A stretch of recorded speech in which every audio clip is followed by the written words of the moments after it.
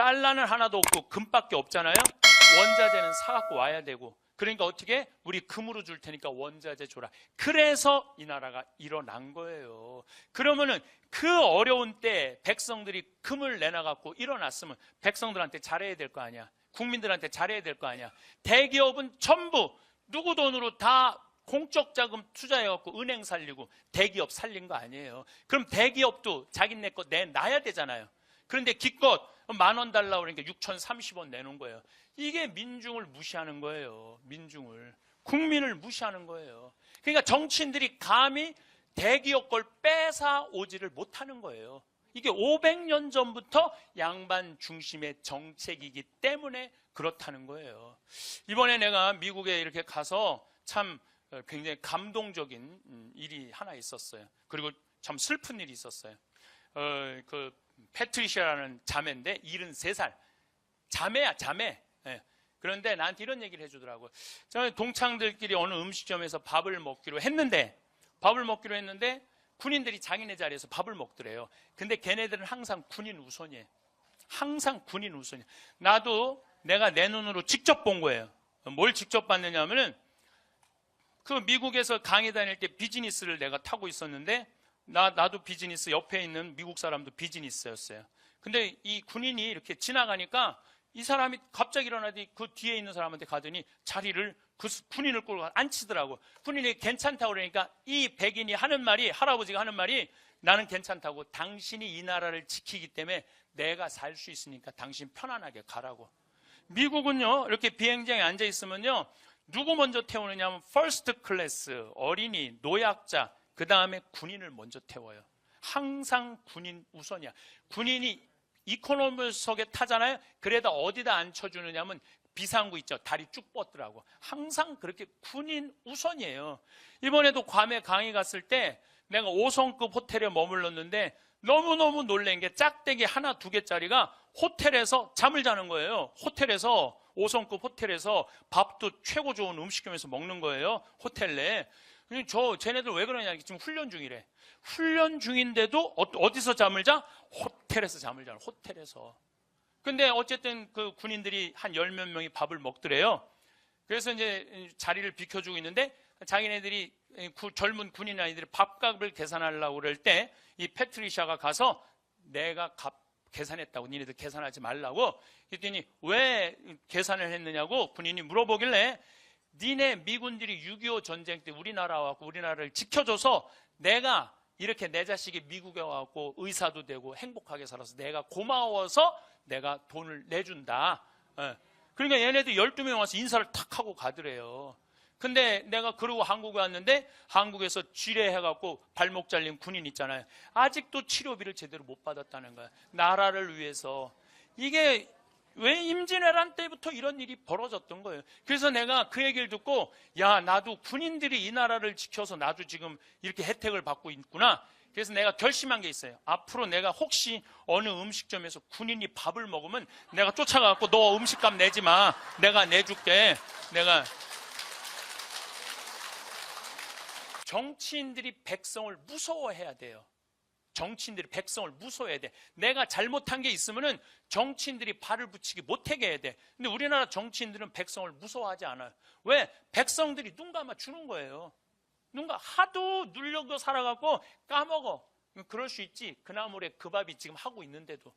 그러니까 확실하게 뭔가 해결할 문제는 해결하고 넘어가야 되는데 우리 이제는 노비가 어디 있어? 여러분들도 다 교육 배우고 여러분들도 다 생각이 있는 자유민주주의 국민들인데 우린 표현하지 않아요. 뭐가 자유인지도 모르고 뭐가 인권인지도 모르고 뭐가 정인지도 모르고 그냥 돈에 그냥 돈만 있으면 돼. 경제만 누군가 살리면 돼.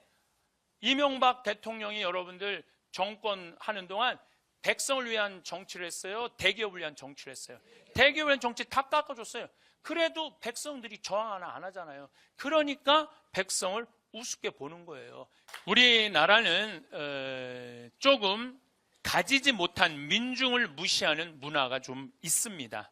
가지지 못한. 근데 이게 하루아침에 생긴 것이 아니라 조선 500년 내내 민중은 무시를 당했어요.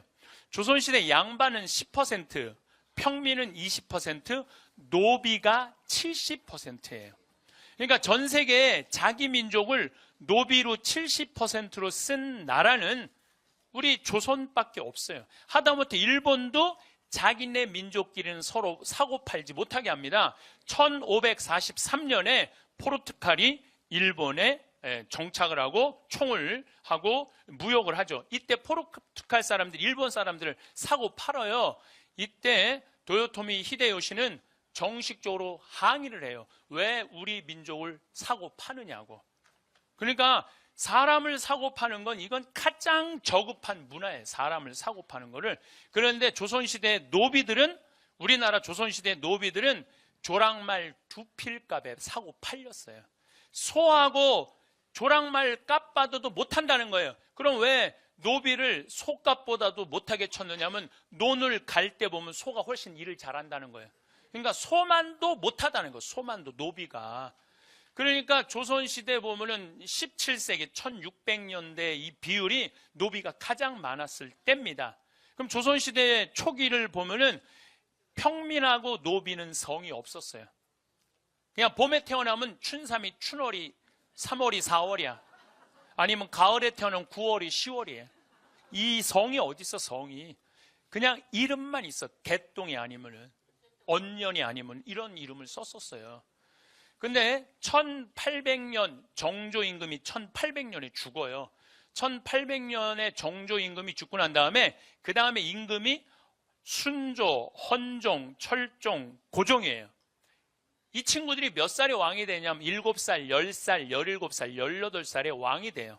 그러니까 아무것도 모르는 애들이 왕이 된 거예요. 아무것도 모르는 애들이 왕이 되니까 누가 휘저었냐면은 안동 김씨와 풍양 조씨가 휘졌어요. 마지막에는 민씨들이 휘졌죠. 민씨들이 휘졌는데 그러니까 나라 꼴이 엉망이 돼요. 이때 삼정이라는 게 문란이 와요. 삼정이라는 게 뭐냐면 전정이라고 논에서 나는 거 세금 뺏어오는 거, 군정이라고 군대 가면 못 가면은 대신 세금 내는 거, 환곡이라고 보릿고개 때 뭐 먹을 거 없으니까 장리쌀이라고 그러죠. 장리이자 막 5할까지 뭐 지금 뭐 저기 무슨 그 대출은행에서 뭐 30% 40% 그거보다요 조선시대는 훨씬 비싼 이자 받고 쌀 내줬어요. 조선시대는. 그러니까 먹고 사는 게 없는 거야. 더욱이 평민들 같은 경우는 양반들은 군대도 안 가고 세금도 안 냈는데 평민이 다 내는 거야. 너무너무 힘든 거예요. 1850년대부터 이 평민들이 무슨 생각을 하냐면 우리가 족보가 없어서 이 고통을 겪는다. 그래서 이때부터 있는 돈 없는 돈 몰락한 양반들한테 쫓아가고 우리도 좀 니네 족보에 좀 올려줘라. 그래서 실질적으로는 임진왜란부터 족보를 사기 시작을 해요. 근데 본격적으로 산 거는 1850년부터 족보를 사기 시작을 해. 그래갖고 1909년에 우리나라 1000만 명 인구 전체가 성을 가져요. 우리나라가 성 가진 게 1909년에 다 가져요. 그러니까 여러분들 만약에 지금 1600년에 태어났으면 여기 90%는 다 3월이 4월이 9월이 10월이야. 90%는 다 개똥이 아니면은. 그런데 귀양 성을 가질 거 왕씨 성으로 가자. 그래서 다 김씨, 이씨, 박씨로 다 족보에 뛰어들어간 거예요. 그래서 우리나라가 김씨가 지금 몇 명이냐면 1100만 명이에요. 이씨가 720만 명, 박씨가 420만 명. 그래서 김씨, 이씨, 박씨가 2300만 명이에요. 최씨, 정씨가 240. 그래서 이 5개 성이 3000만 명이에요. 3000만 명. 어떻게 우리나라 성이 286개예요. 1909년에 286개. 지금은 뭐 이민자들이 많이 들어와서 5,000개로 늘어났어요. 근데 일본은요, 성이 몇 개냐면 30만 개, 30만 개. 일본은 그냥 생긴 대로 이름을 줘요. 만약에 대나무 숲에서 태어났으면 닭개다야, 닭개다. 들판에서 태어났으면 다나까야, 다나까. 그러니까 생긴 대로 성을 줘갖고 30만 개야. 근데 만약에 내가 들판 창현이 아니면 무슨 대나무 창현이 이러면 우리 뭐라 그럴까? 우리는 저놈 저 뼈대요. 적어도 김이 뭐 박씨로는 가야지. 여러분들 골프 선수 이름이 타이거 우즈야. 숲속의 호랑이에요. 생긴 대로 짓는 거예요. 우리는 그냥 죽으나 사나 김이박으로 가야 돼. 그러니까 내가 보니까 김씨, 이씨, 박씨들은 문제가 많은 성이야. 사실 나도 황씨지만은 나도 의심이 많이 가요. 왜냐면 우리 고향 경상도 함양인데 그거 뭐하러 뭐 황희정승 22대 23대가 왜 거기 가서 살아요. 황희정승 미친데. 그런데 김씨든 황씨든 무슨 타이거든 무슨 상관이에요. 사람이면 다 소중하지 않아요? 사람 자체가 소중한 거 아니에요? 누군 내 집 뼈대 23손은 훌륭하고 누군 내 집은 안 훌륭한 게 어디 있어. 사람은 다 훌륭한 거예요. 사람은 다 귀한 거예요. 근데 우리는 그런 게 다시 말해서 개성이 없는 거예요. 생긴 대로 못 사는 거예요. 생긴 대로. 그러니까 우리나라 사람들은 남이 하면 다 해야 돼. 누군데 김씨로 뛰어들어가면 다 김씨로 뛰어들어가야 돼. 이씨로 들어가면 다 이씨로. 누가 꾸찌 들고 다니면 나도 들고 다녀야 돼. 꾸찌 들고 다니면.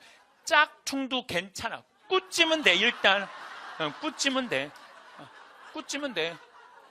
그러니까 다시 말해서 개성이 없는 거죠. 개성이 없는 거예요. 그러니까 우리 민족은요 500년 동안 이 노비들은 사람 취급을 못 받은 거. 500년 동안. 1592년 4월 13일 날 임진왜란이 일어났어요. 이때 외놈들이 몇 명이 밀고 들어오냐면 15만 8천 명이 밀고 들어와요. 이때 우리나라 전투 능력을 가지고 있는 군인은 몇 명이었냐면 8천 명이었어요. 15만 8천 명이 밀고 들어오는데 우리나라 전투 병력은 8천 명밖에 안 됐어요.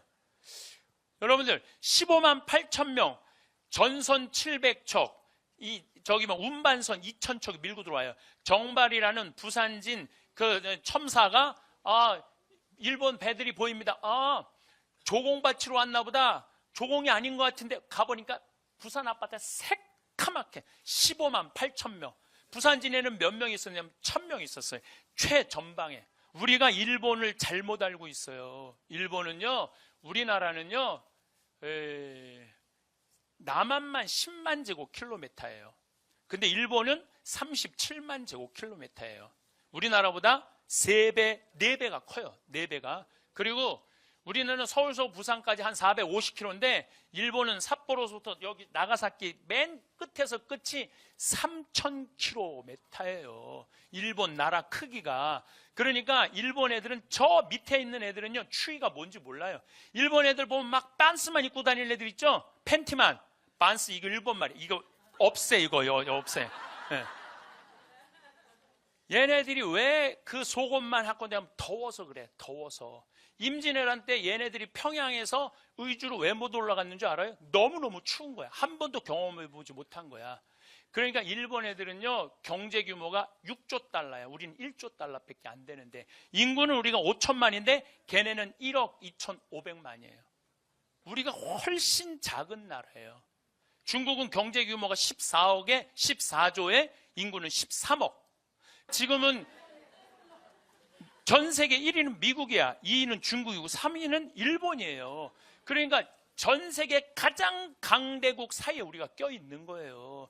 지금 국정교과서 갖고 싸울 때가 아니야. 지금 얼마나 지금 우리 위험한 상황에 와 있는데 저러고 맨날 싸우고 앉아있는. 그러니까 치치라는 거예요. 그러니까 답답하다는 거예요. 우리 지금 현실 상황이 얼마나 냉정한 상황에 놓여 있는데 어쨌든 15만 8천 명이 밀고 들어왔는데 부산진에서 3시간 만에 무너져요. 부산진이. 동래성은 다음날 무너져. 송상현이 무슨 선조가 잘했다고 절하고 자결해버려요. 예. 그리고 4월 30일 날 한양에 도착을 해. 그 많은 군인이 4월 30일. 전쟁이 없었던 거죠. 전쟁이 있긴 있었죠. 상주 전투, 충주 전투, 용인 전투 3가지 전투가 있었는데 거기서 우리나라는 될 게 아니었어요. 상주에는 고니시 육기나가라는 15,000명 육군 최첨단 주력 부대가 몰고 올라오는데 우리는 재승방약이에요. 전투 국가 방어 체계가. 이게 굉장히 말이 어려운 것 같은데 무슨 뜻이냐면 니네 동네는 니네가 알아서 지켜라 이거예요. 예. 그러니까 정부에서 뭐만 장군 하나 보내주는 거야. 장군을 누구를 보내느냐면 젊은 장군 이일을 보냈어요. 이일이 조정해서 외놈들이 왔다고 네가 가서 막아. 몇 명을 줬냐면 300명을 줬어요. 근데 중간에 다 도망가갖고 이일이 상주에 도착했을 때는 몇 명이 있었는 60명이 있었어요. 쟤네들은 15,000명이 올라오고 있는데, 그러니까 니네 동네는 니네가 막아. 그러니까 막 모내다가 난리가 났대. 뭐 난리가 났어? 어디서 났대? 상주로 모이래. 그래갖고 북천변이라고 상주 강, 낙동강 변 있죠? 거기에 모여요. 800명이 모여요. 15,000명이 있는데, 그래 한 놈이 쫓아와갖고 장군님 지금 외놈이 바로 코앞에 왔습니다. 무슨 외놈이 코앞에까? 너 안 오면 죽는다. 다음 날 했는데 안 왔는데 죽였어. 근데 이미 상주성이 함몰된 거예요. 끝난 거예요. 그 다음에 이제 모이는 데가 대구에서 이제 한 2만 명이 모였어. 난리가 났대. 어디로 모이래? 대구로 모이래. 2만 명이 모였는데 정부에서 중앙에서 파견한 장군이 안 내려왔어. 그러니까 뭐라 그래? 난리가 아닌가 봐. 가자. 이게 나라를 지키는 한 나라의 꼴이었어요. 그러니까 15만 8천 명의 군인이 있었다는 것은 백성을 위한 군인이 아니고 임금을 위한 군인이었어요. 그러니까 조선은요, 백성을 위한 나라가 아니라 누구를 위한 나라야? 임금을 위한 나라였어요. 충주 탄금대라는 곳에는 이번에 누구를 보내냐면 신립 장군을 보내요. 여진족을 쳐 이기는 명장을, 나이 많은 명장을 보내요. 신립이 8,000명을 받아요. 기마병 8,000명을 받아. 근데 보니까 훈련이 하나도 안 돼 있는 거야. 훈련이 하나도 안 돼 있는 걸 가지고 조령이라고 새도 넘기 힘든 조령에서 막으려고 그러니까 다 도망갈 것 같아. 그러니까 어떻게 해요? 탄금대에서 배수진을 쳐요. 도망 못 가게. 그러니까 딱 외놈들이 보니까 또 이틀 동안 비가 왔네. 발굽이 다 진흙탕에 빠지는 거야. 뛰지도 오지도 못한 거야. 그러니까 딱 3열로 쏴서 조총으로 죽이는 거예요. 타켓이 얼마나 좋아. 말에 탔으니. 조총이라는 게 뭐야? 새도 싸 죽인다 그래서 새조자의 총자야. 새조, 조총. 그러니까 얼마나 싸 죽이기 좋아요. 8,000명이 다 죽어요. 신립은 한강에 빠져 자결해요. 그러니까 4월 30일 날 한강에 도착을 하는 거야. 그러니까 가만히 선조가 보니까 이건 아닌 것 같아. 그래서 임금이라는 게 도망을 가요. 도망을 하는데 몇 명을 데리고 도망가요? 100명을 데리고 도망을 가요. 무학지 언덕에 딱 올라서 보니까 이미 얘네들은 건너지도 않았는데 경복궁, 창경궁, 창덕궁이 다 불타는 거야. 누가 불태웠느냐면 공노비들이 다 불태우는 거야. 아니 임금이라는 게 우리 거 다 뺏어가고 종부리듯 사람 짐승 취급하더니 지켜주지도 않고 임금이 먼저 도망간다고 다 불태운 거야. 그러니까 여기 경복궁이 불타요. 누가 태우느냐면 외놈들이 태우는 게 아니야. 조선 사람들이 태워요. 근데 보니까 제일 먼저 불길이 치솟는 게 뭐냐면 장예원이 제일 먼저 치솟아요. 장예원은 뭐냐면 노비 문서 보관함이야. 그러니까 노비들이 한이 맺힌 거야. 이걸 태워 없으면 우리가 자유다, 면천한다. 제일 먼저 태워 없애요. 그러니까 선조는 개성으로 도망갔다가 평양으로 도망가. 평양에서 백성들이 이렇게 얘기를 합니다. 임금님, 우리는 일당 천입니다. 그러니까 여기서 더 이상 도망가지 말고 여기서 지킵시다. 여러분들 너무 웃기지 않아요? 왜 웃기냐면은 임금이 야 백성들아 여기 지키자 이래야 되는데 백성이 임금님 여기를 지킵시다. 얼마나 웃긴 얘기예요.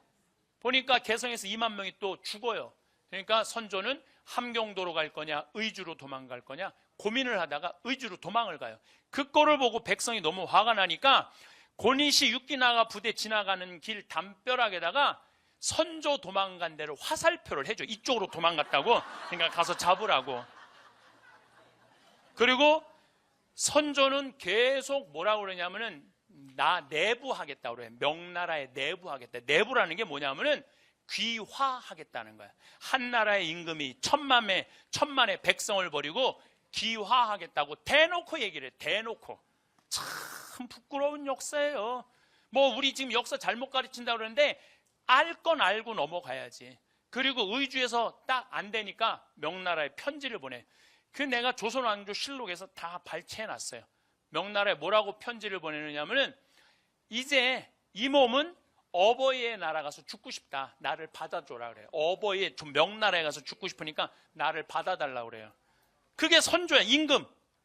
이때 선조를 막아 나선 게 누구냐면 유성룡이 막아 나서요. 임금님, 만약에 압록강을 건너가면 이씨 왕조는 끝나는 겁니다. 건너가면 안 됩니다. 그러니까 선조가 이렇게 말합니다. 그러면 어떻게 하란 말이냐 이놈아 나보러. 그래요. 그러니까 유성룡이 뭐라고 그러냐면, 임금님, 우리는 노비가 7할이 있습니다. 70%가 노비잖아요. 이 노비들한테 외놈 목 하나 잘라오면은 상을 주고, 2개를 잘라오면 면천을 주고, 3개를 잘라오면은 벼슬을 준다고 선포하십시오.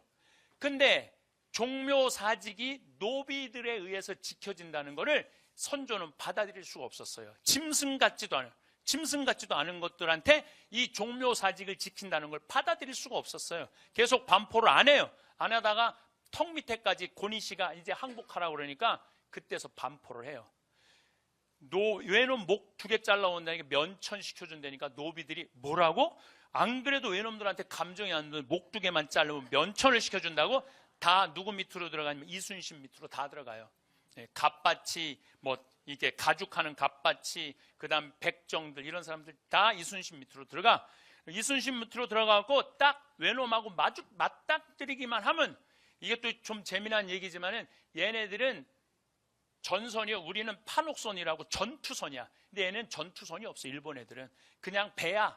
그래갖고 우리 사다리 놓고 올라오는 거예요. 사다리 놓고 올라만 목만 내면 목을 자르는 거예요. 목 2개만 자르면은 면천하니까. 일본 애들이 너무 놀라는 거지. 그냥 고개만 목을 자르니까. 그래서 잘라갖고 소금에다 절여두는 거예요. 집집마다. 왜냐하면은 이걸 집집마다 절여둬갖고 수급이라고 그래요. 수급. 절여둬갖고 이제 이것만 들고 가면 그 지긋지긋한 노비 생활에서 벗어날 수 있으니까, 종살에서 벗어날 수 있으니까.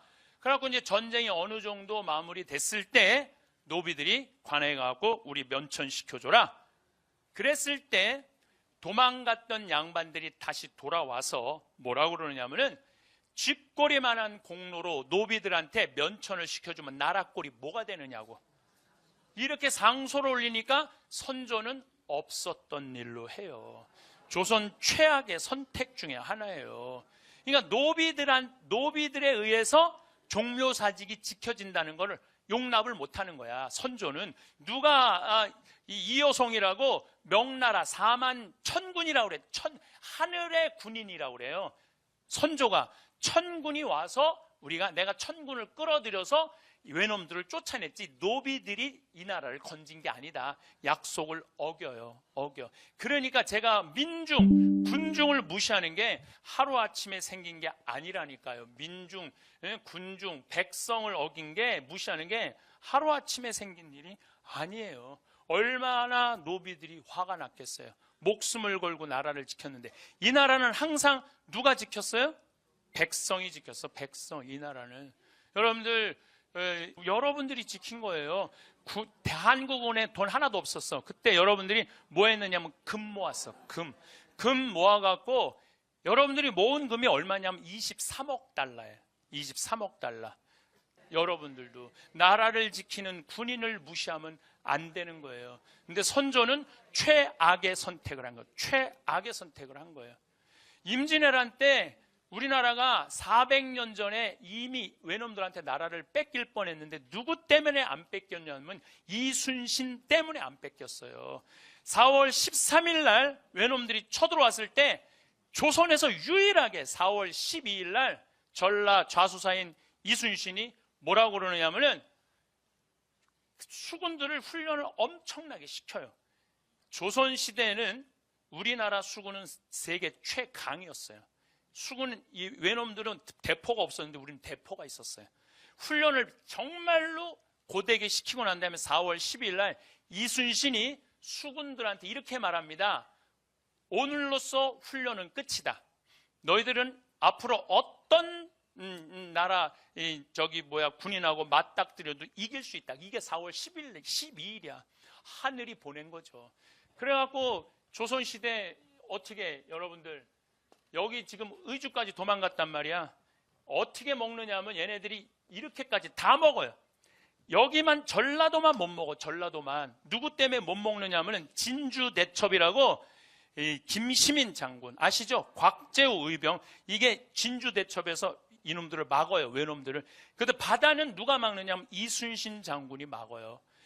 안 그랬으면 이미 선조는 끝나요. 그런데 이 임진왜란 끝났을 때 선조는 104명의 공신들을 해요. 그런데 장수들은 18명을 주고 86명은 전부 자기 따라간 호송 군인들한테 전부 상을 다 줘요.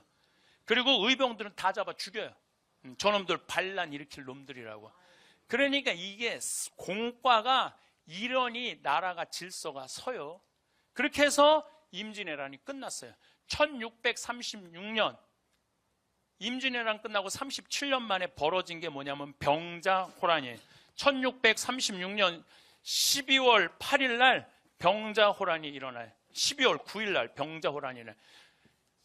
이날 청 14만 명이 밀고 내려와. 청군 14만 명이. 이때 우리나라 군인은 몇 명이냐면 8,000명이야. 8,000명.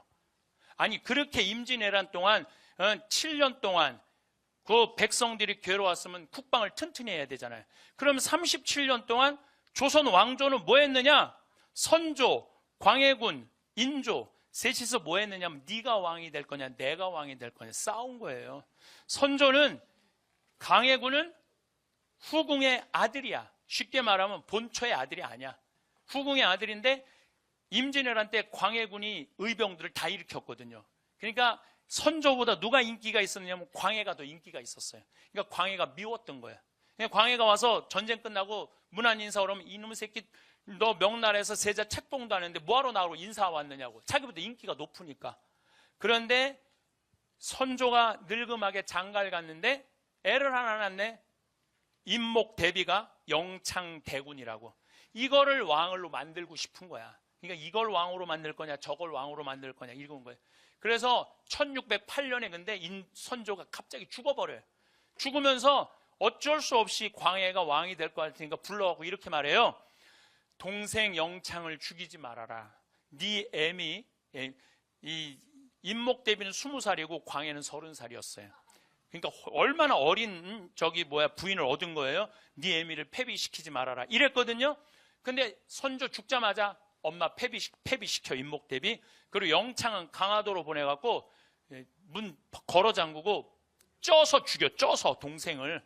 그러니까 이게 여기다 폐륜하다 그래서 반정이 일어나는 게 인조반정이에요. 이때 이괄이라는 장수가 제일 먼저 앞장 하도 괄갈해갖고 이름도 이괄이야. 예, 예. 제일 앞장서갖고 이 광해를 내쫓아요. 근데 이 이괄이라는 장수는 자기가 형조판서 되길 원했어요. 근데 어디도 보내냐면 변방으로 내쫓아버려. 평양 쪽으로. 그러니까 너무너무 화가 나잖아요. 근데 아들을 영모죄로 또 묶으려고 그래. 그러니까 너무너무 화가 나갖고 일으킨 난이 이괄의 난이에요. 이때 이괄이 평양에 군인이 2만 명이 있었어요. 한양이 2만 명이 있었어. 4만 명이 서로 네가 왕이 될 거냐 내가 왕이 될 거냐 싸우다가 4만 명이 다 죽어요. 다 죽어요. 그 다시 인조반정에 3일 동안은 이괄이 이 한양을 차지하고 이 광해는 어디로 도망가요? 저 밑으로 도망가거든요. 결국은 제주도로 가서 죽어요. 이제 인조도 이제 도망가죠. 공주로 도망을 가요. 인조도 공주로 돌아와요. 4만 명이 다 죽어. 그러니까 군인을 키우질 않는 거야. 정책적으로. 왜냐하면 또 어떤 놈이 반란을 일으킬 줄 어떻게 알아? 내가 아까부터 말한 얘기가 무슨 얘기냐면 백성을 위한 나라가 아니라니까요. 누구를 위한 나라야? 왕을 위한 나라야. 그러면서 병자호란이 일어났을 때 개성에서 평양에서 그 장수들이 이렇게 말합니다. 한 번이라도 진법 훈련을 하고 우리가 패했다면은 한이 맺히지 않을 텐데 진법 훈련을 못하게 한 거예요. 진법 훈련만 하면은 저놈 영목 꾸밀려고 그런다. 한양 올라가고 뒤집으려고 진법 훈련을 못하게 한 거예요. 그래갖고 인조는 결국은 5일 만에 한양에 도착을 해요. 철기병 14만 명이. 철기병 들어봤죠? 최종병기 활이라는 거 아시죠? 그게 그 얘기예요. 14만 명이 5일 만에 와. 인조는 할아버지 닮아서 시구문으로 남한산성으로 도망가요. 남한산성으로 버티고 버티다가 전부 다 경상도, 충청도, 전라도에서 또 노비들 오라고 그랬는데 노비들이 안 와요. 왜 안 오냐면은 임진왜란 때 한번 속았잖아. 근데 누가 왕을 위해서 죽겠어요. 왕이 도망 다니고 이런 왕을. 그러니까 안 와. 그래도 억지로 한 4만 명이 와요. 4만 명하고 청철기병 300명하고 붙어요. 쌍영치 전투라고 경기도 광주 쌍용치라고 언덕이 있어요. 근데 겨울인데 붙으면서 너무너무 무서워. 노비들이 한 번도 훈련을 받은 적이 없어. 다 자기네들끼리 도망가다가 밟혀 죽어. 자기네들끼리 밟혀 죽어. 그러니까 결국은 어쩔 수 없이 인조는 삼전도, 지금 롯데월드 있는데 있죠? 거기가 삼전도예요. 삼전도에 끌려 나와. 남한산성에 가깝잖아요. 예, 삼전도에 끌려 삼괴 구고두라는 항복식을 해요. 한 번 절하고 3번 이마 짓지는 거. 화정이라는 드라마 요즘 계속해요. 끝났어요? 끝났어요? 거기에 항복하는 거 혹시 보신 적 있어요? 한 번에 그냥 이마에 막 피가 나오잖아요. 예, 그 정도는 아니었대요. 그냥 머리만 살짝 담으면 되는데 백성들이 9번만 머리에 짓지면 되는데 108번을 짓졌다고 그러는 거야. 이건 백성들이 원하는 거야. 역사서엔 그런 내용이 없대요. 백성들이 원하는 거. 머리통이 터져도 된다 너는. 그러니까 왕하고 백성의 관계가 깨진 거지. 왜? 왕이 누구를 무시해? 백성을 무시했기 때문에 그래요. 백성이. 왕이 백성을 무시하면 백성은 왕을 지켜줄 생각이 없는 거예요. 이거 정말로 중요한 진리예요. 이번에도 국정교과서 국민들 68%가 반대한다고 그러잖아. 그럼 생각을 해야 되는데 그냥 밀고 나가는 거예요. 별로 내가 보기엔 다를 바가 하나도 없다는 얘기예요. 그래갖고 병자호란이 끝났어. 이제 나라는 정말 점점 어두운 데로 가는 거예요. 그런데 1894년 2월 10일 날 뭐가 일어나느냐면 동학농민전쟁이 일어나요. 전라도 고부라는 곳에서 군수가 갑질을 해야 되는 거예요. 군수가 무슨 갑질을 해야 되느냐 하면은 막 죽은 아버지 무슨 묘한다고 비석 세운다고 세금 뺏고 뭐 죽은 애들 세금 뺏고 세금을 얼마나 갑질을 하면 군수 이름이 조병갑이야. 네. 조병갑이야. 군수 이름이 조병갑이에요. 정봉준이 아버지가 관아에 가서 매 맞아 죽어요. 그때 전봉준이 들고 일어나요. 그래갖고 전주, 경상도, 충청도, 전라도 다 먹어요. 그래갖고 한 6개월 동안 통치를 해요. 동학농민군이 실질적으로 통치를 하고 이제 어디만 밀고 올라가면 되냐면 한양만 밀고 올라가면 돼. 이제 고종만 뒤집어 엎으면 돼. 근데 고종은 이 동학농민군하고 타협할 생각이 없었어요. 어디다 도움을 청하느냐면 청나라에 도움을 청해요. 나 좀 지켜줘라. 그러니까 청나라가 2,800명을 보내줘요. 이때 8,000명의 일본군들이 들어와. 일본 애들은요 항상 호시탐탐 우리를 노리고 있어요. 일본 애들은 항상 아주 대놓고 노리고 있어요. 지금도 대놓고 노리고 있는 거예요. 아베가 지금도 대놓고 노리고 있는 거예요. 그래갖고 청일전쟁이 일어나요. 청일전쟁이 아산, 성안, 평택에서 일어나요. 왜 청일전쟁을 아산, 성안, 평택에서 하냔 말이야. 청나라 도쿄에서 하든지 청나라 심양에서 하든지 일본 도쿄에서 하지 왜 아산, 성안, 평택에서 하냐 이거야. 왜 우리 땅에서 청일전쟁을 했느냐 하면은 조선을 최종적으로 누가 먹을 것이냐에 대한 결정전쟁이에요. 그게 청일전쟁이에요. 그런데 청나라 애들이요 다 패해요. 더욱이 일본 애들은 거의 기관총 수준의 총이 있었어. 기관총 수준의 총이. 근데 청나라 애들은 그런 총이 없었거든요. 2만 명을 보내는데 다 죽고 200명 도망가요. 200명. 그러니까 이제 우리 주권을 갖고 일본 애들이 먹으면 돼. 그래서 청나라 애들이 청일전쟁 끝나고 난 다음에 일본 시모노세키라는 섬에 가갖고 맺은 조약이 시모노세키 조약이에요. 이 조약 내용이 뭐냐면은 조선은 독립국이다. 청나라가 선언을 해요. 그전에는 조선은 청나라의 속국이었거든. 조선은 독립국이라는 얘기 뭐냐면은 일본 니네가 먹어도 우린 관여하지 않겠다. 그 얘기예요. 그래서 조선은 독립국이라. 그래서 이제 막 먹으려고 그랬더니 러시아가 가만히 있어봐. 니네들 조선 먹으면 안 되지. 그래갖고 프랑스하고 독일을 끌어들여요. 그래서 못 먹게. 이게 삼국 간섭이에요. 너무너무 열받잖아요. 다 먹은 건데 저 러시아 때문에. 그런데 그 러시아에 가서 딱 붙어갖고 우리나라를 지킨 게 누구냐면 명성황후예요. 명성황후가 러시아가 힘이 세구나 가갖고 우리 일본한테 지켜줘라 계속 그러니까 너무너무 명성황후가 미웠던 거야. 그래서 1895년 10월 8일 날 여우사냥이라는 이름으로 명성황후를 죽여요. 경복궁에 들어가고 건천궁, 건천정이라고도 하죠. 건천궁에 들어가고 명성황후를 끄집어내요. 세자가 살려달라는데 세자를 발로 차요. 병풍으로 날아가. 고종도 살려달라고 그래. 고종도 밀쳐내버려요. 그리고 명성황후를 끄집어내갖고 칼로 2번 난도질하고 20명이 자객이 들어가서 돌아가면서 강간을 해요.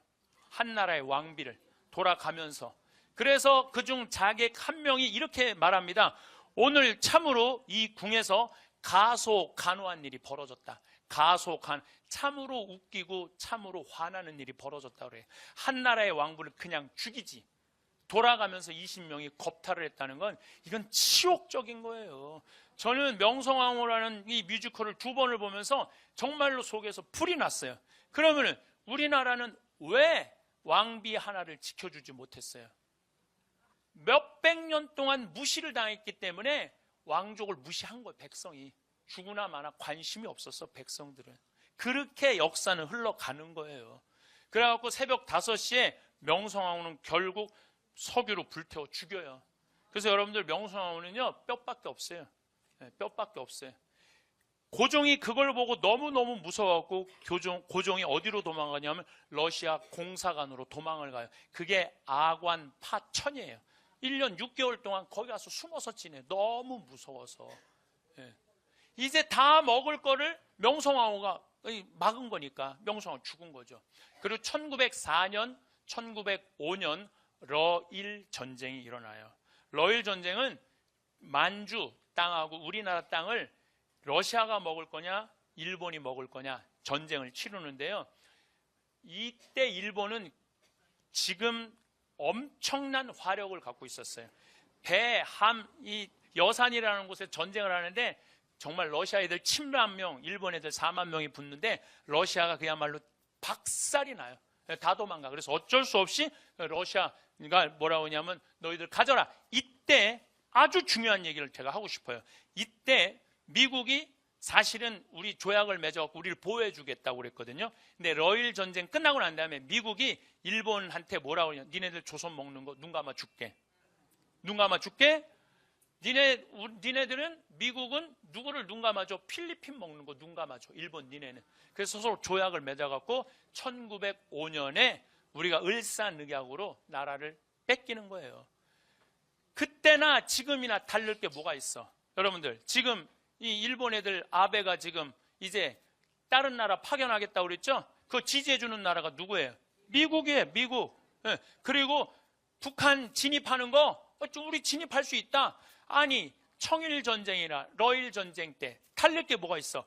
똑같아요. 다시 말해서 이 나라를 지킬 수 있는 건 누구밖에 없어? 우리밖에 없는 거야. 그러면 이 나라를 지킬 수 있는 우리밖에 없으면 누가 누구를 존중해 줘야 되냐면 정치인들이 백성을 존중해 주고 백성은 정치인들을 지켜줘야 돼. 그래야지 나라가 되는 거예요. 근데 지금도 무시하잖아. 1905년부터 1910년 사이에 그러면은 뭔가 일어나야 될 거 아니에요. 독립운동이 일어났는데 사실 여러분들 독립운동은요 1920년부터 일어나요. 1905년에서 10년 사이 독립운동이 일어나질 않아요. 일어나긴 일어났지. 경기도 용인에서 이익삼이라는 의병장이 나라를 건지자 따라 나서라. 몇 명이 따라 나서냐면 15명이 따라 나서요. 나라 건진다고. 그리고 이 전라도에서는 의병이 일어났는데 103명이 일어났는데 외놈들이 몇 명의 군인을 보내냐면 2,000명을 보내. 그래갖고 103명을 싹 쓸어 없애버려요. 그러니까 아예 이게 나라를 구할 생각이 전혀 없었어. 여기는 환경적 요인도 있어요. 환경적 요인이라는 건 뭐냐면은 1905년에서 1910년 사이에 한 번도 본 적이 없는 가뭄이 와요. 한 번도 본 적이 없는 가뭄. 가뭄이 오니까 백성들이 먹을 게 하나도 없으니까 무슨 왕이 죽고 왕비가 죽고 나라가 뺏기고 안 뺏기고 하나도 관심이 없었어요.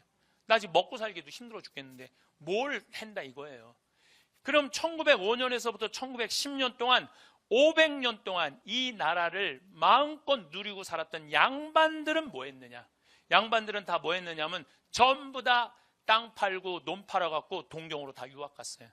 다 동경으로 유학 갔어요. 여러분들 일제 그 삼식 강점기 때 일본으로 유학 간 사람들이 평민이 갔어요? 노비가 갔어요? 누가 갔어요? 양반들이 갔어요. 500년 동안 모든 걸 누리고 살았던 양반들이 간 거야. 가갖고 공부하고 돌아와서 일제 36년 동안 매달려서 거기서 일본 애들하고 이 나라 나눠 먹고 빌붙어서 친일하고, 그리고 해방이 딱 됐어요. 해방이 됐을 때 전부 일본 놈들 다 도망갔어요. 우리나라도 아무도 출근 안 했어. 출근하지 않았어요. 나라가 망했는데 어떤 놈이, 어떤 양반이 출근을 해요. 일본 정부에 다 붙은 판검사들, 경찰들 딱 항복했는데 양반들이 내일 내가 출근해갖고 일해야 되겠다. 출근한 사람 어디서 한 명도 출근 안 했어요. 그런데 미 군정이 딱 들어오더니 다 출근해. 괜찮아. 니네들 데리고 내가 할게. 우리 다 잡아 죽여야 되는데 독일은 어떻게 했어요? 전쟁 일으킨 사람들 아우슈비츠 지금까지 잡아 죽이잖아요. 그런데 안 묻는데 36년 동안 나라 배반하고 일본한테 붙어 살았는데 묻지 않는데 와서 출근하래. 거기서 출근해갖고 다시 주저앉은 거야. 다시 말해서 500년 동안 조선을, 백성들을 아주 착취하고 고통으로 몰아넣었던 사람들이 일제 36년도 그대로 다 누리고 살았다가 전쟁 이 독립하고도 그대로 누리고 사는 거야. 그리고 그 일제를 청산하지 못한 그게 지금까지 그대로 와 있는 거예요. 제가 왜 이런 얘기를 장황하게 하느냐 하면은 정치인들이 백성을 무서워해야 돼요. 정치인들이 백성을 무서워해야 돼. 내가 잘못한 게 있으면은 정치인들이 발을 붙이기 못하게 해야 돼. 근데 우리나라 정치인들은 백성을 무서워하지 않아요. 왜? 백성들이 눈 감아 주는 거예요. 하도 누려고 살아갖고 까먹어. 그럴 수 있지. 그나물에 그 밥이 지금 하고 있는데도. 그러니까 확실하게 뭔가 해결할 문제는 해결하고 넘어가야 되는데 우리 이제는 노비가 어디 있어? 여러분들도 다 교육 배우고 여러분들도 다 생각이 있는 자유민주주의 국민들인데 우린 표현하지 않아요. 뭐가 자유인지도 모르고 뭐가 인권인지도 모르고 뭐가 정인지도 모르고 그냥 돈에 그냥 돈만 있으면 돼. 경제만 누군가 살리면 돼. 이명박 대통령이 여러분들 정권 하는 동안 백성을 위한 정치를 했어요? 대기업을 위한 정치를 했어요? 대기업을 위한 정치 다 깎아줬어요. 그래도 백성들이 저항 하나 안 하잖아요. 그러니까 백성을 우습게 보는 거예요. 그래서 제가 많은 경우 이런 얘기를 해요. 일제 36년을 청산할 일이 아니에요. 조선 500년을 청산해야 돼요. 조선 500년을 청산하지 않으면 우리는 미래로 나가는 게 쉽지 않다는 거예요. 예수님이요, 가톨릭 문화 안에 보면은 예수님이요, 가난하니 병드니 그 다음에 이 나그네 감옥에 갇힌 이를 함부로 대하지 말라고 그러잖아요. 그 예수님 문화 안에 꽉 차 있는 나라들은요 정말로 복지가 잘 돼 있어요. 그리고 왜 우리 가톨릭이 2000년 동안 유지해 왔어요? 가난한 이들 편에 서 왔기 때문에 2000년을 유지해 온 거예요. 1789년에 프랑스 혁명이 일어났을 때 프랑스 교회는 끝났어요. 프랑스 교회가 왜 끝났는 줄 알아요? 그때 귀족 편에 붙어서 갖고 가난한 이들 편에 쓰지 않았기 때문에 끝난 거예요. 그래갖고 지금 프랑스 신부들은 국가에서 월급 받아요. 국가에서 월급 받아요. 그리고 모든 재산은 다 어디로 귀속됐어? 프랑스로 다 귀속됐어요. 그 왜 그러냐 하면은 가난한 백성들과 함께하지 않았기 때문이야. 우리 교회도 똑같아요. 우리 교회도 지금 정의로운 일에, 가난한 이들의 권리를 찾는 일에 우리가 무심하고 우리도 돈만 쫓아서 성당 건물 짓고 돈 모으는 일에만 혈안이 돼 있다면 우리도 똑같다는 거예요. 우리 가톨릭이 무시당하기 싫으면 어떻게 해야 돼? 정의로운 일에, 가난한 일에, 감옥에 갇힌 억울한 사람들의 편에 들어서야 된다는 거예요. 그래서 사람을 무시하면 그 문화는 없는 거예요. 사람을 무시하면. 그게 역사든 개인사든 사회 아니든 사람을 존중하는 문화를 우리가 꼭 이루어야 된다는 얘기입니다. 사생활을 악착같이 감춰라. 사람과 사람 사이에는 서로 상처를 주지 않는 적절한 거리가 필요합니다. 인간관계의 적당한 거리는 일종의 미덕이며 보호장치입니다. 적당한 거리를 유지하면 서로의 마음에 공간이 생기고 이 공간에 이해와 포용을 담을 수 있습니다. 오늘은 여러분들에게 이야기할 주제는 이 시대를 살아가는 사람들이 꼭 알아야 하는 인생 철학으로 살아가면서 반드시 비밀로 해야 할 8가지에 대해 배워보겠습니다. 영상을 끝까지 시청하셔서 인생 지혜를 마음에 새기시길 바랍니다. 첫 번째, 나의 사생활을 필요 이상 말하지 마라. 사람을 만나면 벙어리가 되어라. 슬픔을 나누면 약점이 되고 기쁨을 나누면 시기가 된다. 사람의 이기적 본성은 타인의 고통에 둔감하게 만든다. 따라서 나의 사생활을 진심으로 걱정하고 위로해주는 사람은 거의 없다. 아니면 내 이야기가 주변에 퍼져서 심심풀이 주제로 소비되거나 언젠가 비수가 되어 나에게 돌아올 뿐이다. 내가 한번 내뱉은 말은 더 이상 비밀이 될 수 없다. 내가 뱉은 말은 점점 살이 붙기 마련이다. 또한 자신에 대해 과도하게 털어놓으면 사람들과 더 가까워지기보다 오히려 멀어지는 것을 경험하게 된다. 인간관계는 시간이 갈수록 계속해서 변화한다. 지금은 아주 가깝지만 몇 년 뒤는 어떻게 될지 모르는 게 사람 사이다. 시절 인연이란 말도 있듯이 어떤 관계도 영원할 수 없다. 특히 우정은 한순간 깨지기 때문에 다른 사람에게 내 치부를 드러내기 전에 신중하게 생각해라. 반드시 후회한다. 만약 나의 깊은 사생활을 잘 아는 사람과 관계가 안 좋아지면 쓸데없이 신경 써야 하는 일이 많이 생길 것이다. 특히 나의 안 좋은 습관들이나 불행한 가정사는 더욱 타인의 판단과 비판에 노출되지 않게 조심해야 한다. 삶의 특정 부분을 비밀로 유지해야 내가 더 품이 있고 남들에게 존중받아야 할 사람이라는 인식을 심어줄 수 있다. 드러내지 말아야 할 내 사생활에 대한 이야기를 실컷 하고 집에 돌아와. 말하지 않았더라면 좋을 거라고 후회하는 것은 어리석은 행동이다. 두 번째, 나의 약점을 말하지 마라. 씁쓸하고 잔인하게도 인간은 타인의 약점을 통해 위안을 얻고 자신도 모르는 새에 은근히 즐긴다. 친할 때는 간이고 쓸개고 모두 다 줄 것처럼 하다가도 조금만 서운하면 쉽게 돌아서는 것이 갈대보다 잘 흔들리는 인간의 마음이다. 내 약점을 다른 이들에게 말한다고 해서 도움과 위로를 받을 것이라고 생각하지 마라. 해결을 위한 노력을 하는 것과 동시에 그것들을 당신 혼자만 알고 있어라. 약점을 고치지도 못하면서 늘 인식하고 있다면 스스로를 위축시킬 뿐이다. 자신의 약점을 빨리 고치거나 잊어버려라. 약점은 누군가의 도움을 받아서가 아닌 스스로 극복해야 하는 것이며 동시에 스스로 극복할 수 있음을 명심해라. 옛말의 사람은 모두 입안에 도끼를 가지고 태어난다. 어리석은 사람은 말을 함부로 하여 그 도끼로 자신을 찢고 만다라고 했다. 말은 한 사람의 입에서 나와서 1000사람의 귀로 들어간다. 질병은 입을 쫓아 들어가고 화근은 입을 쫓아 나온다. 어쩔 수 없이 약점을 얘기해야 할 때도 결코 전부를 드러낼 필요는 없다. 우정이 깊지 않은 사람과 깊은 대화를 나누지 말라. 말은 한 번 입으로 내뱉어버리면 두 번 다시 주워 담을 수 없기 때문에 항상 조심해야 한다. 내가 이 말을 해도 적절한가? 내가 후회하지 않을 것인가 하고 한 번 더 생각하라. 수다쟁이처럼 말을 많이 한다고 인기가 좋아지는 것도 아니고 인정을 더 받을 수 있는 것도 아니다. 괜한 말 한마디에 실수로 그동안 쌓아온 명성과 이미지를 쓸어내버릴지도 모른다.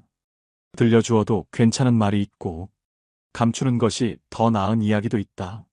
상대에게 말을 해야 할지 말아야 할지 판단이 서지 않을 때는 먼저 상대를 주의 깊게 살펴보면서 그 사람의 인격에 대한 확신이 설 때까지 기다려라.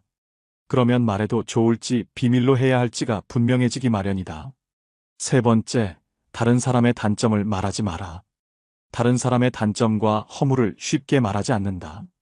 누군가를 욕하는 것은 나 자신을 부정적으로 보이게 하고 자신의 명상을 손상시킨다. 다른 사람들과 누군가에 대한 뒷담화를 같이 하게 되면 그 순간에는 그들과 유대감을 형성하고 있다고 느낄지라도 결정적인 순간에는 결국 서로를 의심하고 불신하게 된다. 이로 인해 사회적인 신뢰가 필요한 좋은 기회들이 내게 왔을 때 놓치게 될 것이다. 다른 사람에 대한 단점이나 허물을 보았을 때는 못 본 채 하고 입 밖에 내지 말아라. 자신의 입에서 나간 말은 본인에게 그대로 돌아온다. 또한 서로의 비밀을 지켜달라고 말하지만 그 비밀은 지켜지지 않고 오히려 그 화살이 자기에게 돌아와 화근이 될 수 있다. 부정적인 이야기는 되도록 하지 않는 것이 사회생활에 큰 유익이 된다. 다른 사람의 허물이나 비난의 말을 들었을 때는 어떻게 해야 될까? 직접 확인하지 않은 이상 고지고대로 전부 믿지 마라.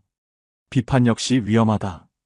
비판은 상대를 방어적으로 만들고 자신을 정당화하도록 안간힘을 쓰게 하기 때문이다. 사람들의 소중한 자존심에 상처를 입히고 원한을 불러일으키기도 한다. 이미 내뱉어진 말은 상대방의 가슴 속에 수십 년 동안 화살처럼 꽂혀 있다. 비판은 부메랑이 되어 나에게 다시 돌아온다. 사람의 잘못은 자신의 인간관계에서 비롯된다. 남의 잘못을 돌이켜 자신을 반성하라. 부정적인 이야기는 되도록 하지 않는 것이 사회생활에 유익하다. 상대의 의견에 반대하거나 잘못했음을 가르쳐 주어야 할 때도 직설적으로 말하기보다는 우연히 떠오른 것처럼 재치 있게 말해 주어라. 불필요한 조언이나 비난은 관계를 손상시키고 신뢰나 존중의 부족으로 이어지기 때문에 진정한 지지와 격려로 긍정적인 관계를 만들어라. 특히 가까운 친구나 가족처럼 편한 사이에서는 더욱 조심해야 한다. 충고라면서 이게 다 너를 위해서 하는 말이야 라고 하는 것은 실상은 너는 틀렸고 나는 맞다라는 뜻이다. 부정적인 말과 뒷담화 그리고 불필요한 조언은 언제 어디서든 결국 나 자신에게 해가 된다. 우리 각자는 남들이 100% 이해할 수 없는 개인의 사정이 다 있기 마련이다. 그냥 공감해주고 들어주는 것만으로도 그 사람은 고마움을 느낄 것이다. 행동은 말보다 더 많은 무게와 힘을 가진다. 네 번째, 나를 자랑하지 마라. 조금 아는 바가 있다 해서 스스로 뽐내며 남을 깔본다면 장님이 촛불을 들고 걷는 것 같아 남은 비춰주지만 자신은 밝히지 못한다. 무심코 내뱉은 자랑이 뜻밖의 오해를 부르거나 상대방 질투의 이유가 되는 경우가 많다. 이 상황을 만든 것은 자랑을 내뱉은 바로 나 자신이다. 그러므로 입을 열 때는 생각 또 생각하라. 특히 자식 자랑하지 마라. 자식 자랑할 것이 많은 사람도 있겠지만 대부분은 다들 자식 때문에 한두 가지 걱정거리가 있기 마련이다. 아무리 못난 부모라도 자식은 수십 년간 공들여서 눈물과 정성으로 키워낸 귀한 존재이다. 그러니 아무리 내 자식이 잘나고 성공했더라도 그 마음에 소금을 뿌리는 일을 해서는 안 된다. 또한 남들이 나를 칭찬하기 전에 내가 먼저 나를 자랑하고 떠벌리는 것은 나의 가치를 떨어뜨리고 볼품없는 사람으로 만든다.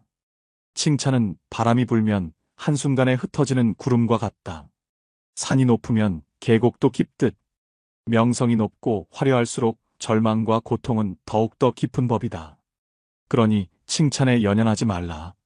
자기 자랑만 늘어놓는 사람은 경청하지 않는 사람이고 상대로 하여금 반감을 느끼게 한다. 당장은 필요에 의해 곁에 있더라도 많은 사람들이 점차 그의 곁을 떠날 것이다. 겸손함을 길러 불필요한 시기 질투를 피하라. 오히려 진짜 현명한 사람은 겸손으로 무장해 불필요한 질투심으로부터 자신을 보호한다. 자신의 가치를 알고 있고 다른 사람들로부터 검증을 요구하지 않는다. 특히 자랑거리가 많을수록 능력이 많을수록 상대가 나에게 시기 질투를 느끼지 않도록 하는 것이 제일 좋은 처세다. 인간이란 자기보다 가진 것이 많다고 생각되면 시기 질투하고 자기보다 가진 것이 없다고 생각되면 무시하는 게 본능이다. 아무리 선행이라도 계속 말하면 오만해 보인다. 선행의 진실함이 가려지고 나를 과시하기 위한 수단으로 비춰질 것이다. 굳이 드러내지 않아도 나의 배품을 기억하는 소수의 사람들이 나에게 중요한 도움을 줄 때가 올 것이다. 스스로 옳다고 여기는 사람은 분명하게 판단하지 못하고 스스로 만족해하는 사람은 드러나지 않으며 스스로 뽐내는 사람은 공로가 없어지고 스스로 자랑하는 사람은 오래가지 못한다. 다섯 번째, 내가 가진 돈에 대해 이야기하지 마라. 세상에서 사람을 가장 크게 상처 입히는 세 가지는 번민과 말다툼 그리고 텅 빈 지갑이다. 그 중에서 텅 빈 지갑이 가장 크게 사람을 상처 입힌다. 그러니 가족이나 아무리 친한 친구에게도 내가 돈을 얼마나 많이 가졌는지에 대해 말하지 마라. 인간은 다른 이가 나보다 더 많은 것을 가졌다는 이유만으로도 상처받는 존재다. 앞에서 다들 박수 쳐주면서 함께 기뻐하는 것 같아도 속마음은 그렇지 못하다. 나보다 돈이 적으면 무시하고 많으면 질투하는 게 인간의 본능이다. 돈 자랑도 아무나 하는 게 아니다. 드러난 돈이야. 내가 자랑하지 않아도 남들이 다 안다. 또한 처음 만나는 사람 앞에서 돈 자랑으로 과시하는 것이 절대 다른 사람은 기선제압하는 좋은 방법이 아니다. 오히려 그런 사람은 만나면 돈 냄새가 진동을 해서 자신을 진정으로 도와줄 사람은 코를 막고 떠나가고 돈만 빼먹으려는 사람들만 호시탐탐 입맛을 다시며 우글거리게 된다. 혹여 특히 나와 별 다를 바 없이 살던 지인이 갑자기 부자가 된 경우라면 그 시기 질투의 강도가 세진다. 그러면서도 당연한 듯 무언가를 요구하거나 기대하며 내가 더 받는 것이 당연한 듯 행동하기 쉽다. 결국 관계는 끝을 맺는다. 그렇기에 아무리 친한 친구나 가족이라도 내가 가진 돈에 대한 이야기는 절대 하지 마라. 6번째, 내 목표에 대해 말하지 마라. 다른 사람에게 나의 목표를 알렸을 때 좋은 결과로 돌아오는 일은 극히 드물다. 그저 내 목표가 정확히 무엇인지 상대방에게 이해시키는데 귀중한 힘을 낭비만 하는 경우가 많다. 사람들의 의견과 관점은 서로 다르고 각자의 경험에 따라 상대적이기 때문이다. 사람들은 돈만큼 남들이 가진 재능의 질투를 느낀다. 자신보다 뛰어난 사람이 많아지는 것을 경계하기 때문에 지금보다 발전하려는 사람들을 철저히 뭉개려 할 것이다. 아직 시작도 안 한 목표를 남들에게 말하는 것은 내 목표로부터 멀어지는 일이다. 결국 목표를 만들고 성취하는 것은 자신에게 달려 있어. 목표를 향해 어느 정도 진전을 이룰 때까지 혼자 알고 있어라. 내 목표나 꿈은 나 자신에게는 중요하지만 다른 사람들에게는 그리 중요하지 않은 문제이다. 또한 목표를 이루는 과정에서 실패할 가능성도 있기 때문에 목표를 이루기도 전에 말하는 것은 내 약점을 미리 떠벌리는 것과 같고 성숙한 관계에서도 상대에게 부담감을 줄 수 있다. 간혹 타인의 좋은 거, 지지를 구하는 것이 도움이 될 수는 있지만 내가 목표하는 것을 이미 이루었거나 그 분야의 전문가가 아닌 이상에는 조언을 구하지 마라. 목표를 너무 일찍 논의하는 것은 불필요한 에너지를 소비하고 목표를 성취하는데 방해가 될 수 있다. 목표를 알린 타인에게 좋은 평가를 받는 일에 너무 연연한 나머지 지나치게 불안감을 느낄 수 있다. 세상에서 가장 위험한 것은 해보지 않은 자의 조언이다. 나를 이해하지 못하는 사람들의 근거 없는 판단과 평가에 쓸데없이 발목을 잡힐 필요가 없다. 최고의 승리는 자기 자신을 정복하는 것이지 남들에게 정복당하는 것은 최대의 수치이다. 7번째, 남들에게 내 가족의 비밀을 말하지 마라. 나에게도 사연과 비밀이 많은 것처럼 부모 형제네. 그리고 아들, 딸에게도 꼭 지키고 싶은 비밀이 있다. 혹시 아이들의 일기장을 몰래 꺼내본 적이 있는가? 만약 그런 적이 있다면 앞으로는 절대 아이의 비밀을 몰래 알려 하지 마라. 자식의 사생활을 지켜주는 게 가족의 화목함을 위해 좋다. 현명하고 지혜로운 사람들은 아무리 가족이라고 해도 서로의 사생활과 생각을 존중해준다.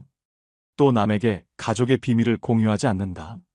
자식의 일기장을 몰래 보고 잔소리 한 번에 했더니 아이와 사이도 안 좋아지고 상황도 나빠진 경우가 많다. 모르는 게 약이다라는 말이 있다. 자녀가 어느 정도 성장했다면 알아도 모른 채 하고 타인에게는 더더욱 아예 비밀을 말하지 마라. 인간관계는 자신의 정신적 만족감을 위해서 하는 것이다. 다시 말하면 이익의 정도에 따라 상대방과의 관계가 달라질 수 있다는 말이다.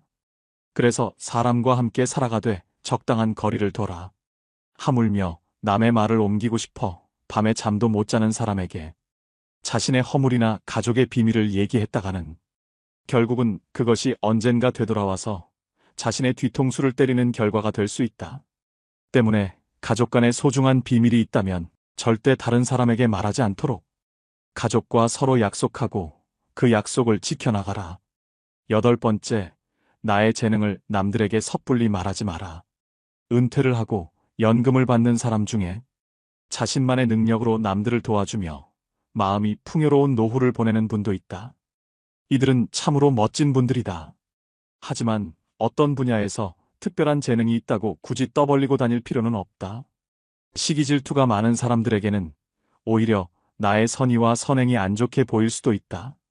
힘든 상황에 있는 사람을 발견한다면 많은 말 대신에 그냥 조용히 가서 도와주는 것이 좋다. 작은 능력이라도 꼭 필요한 사람에게 도움을 주면 상대는 크게 감동할 것이다.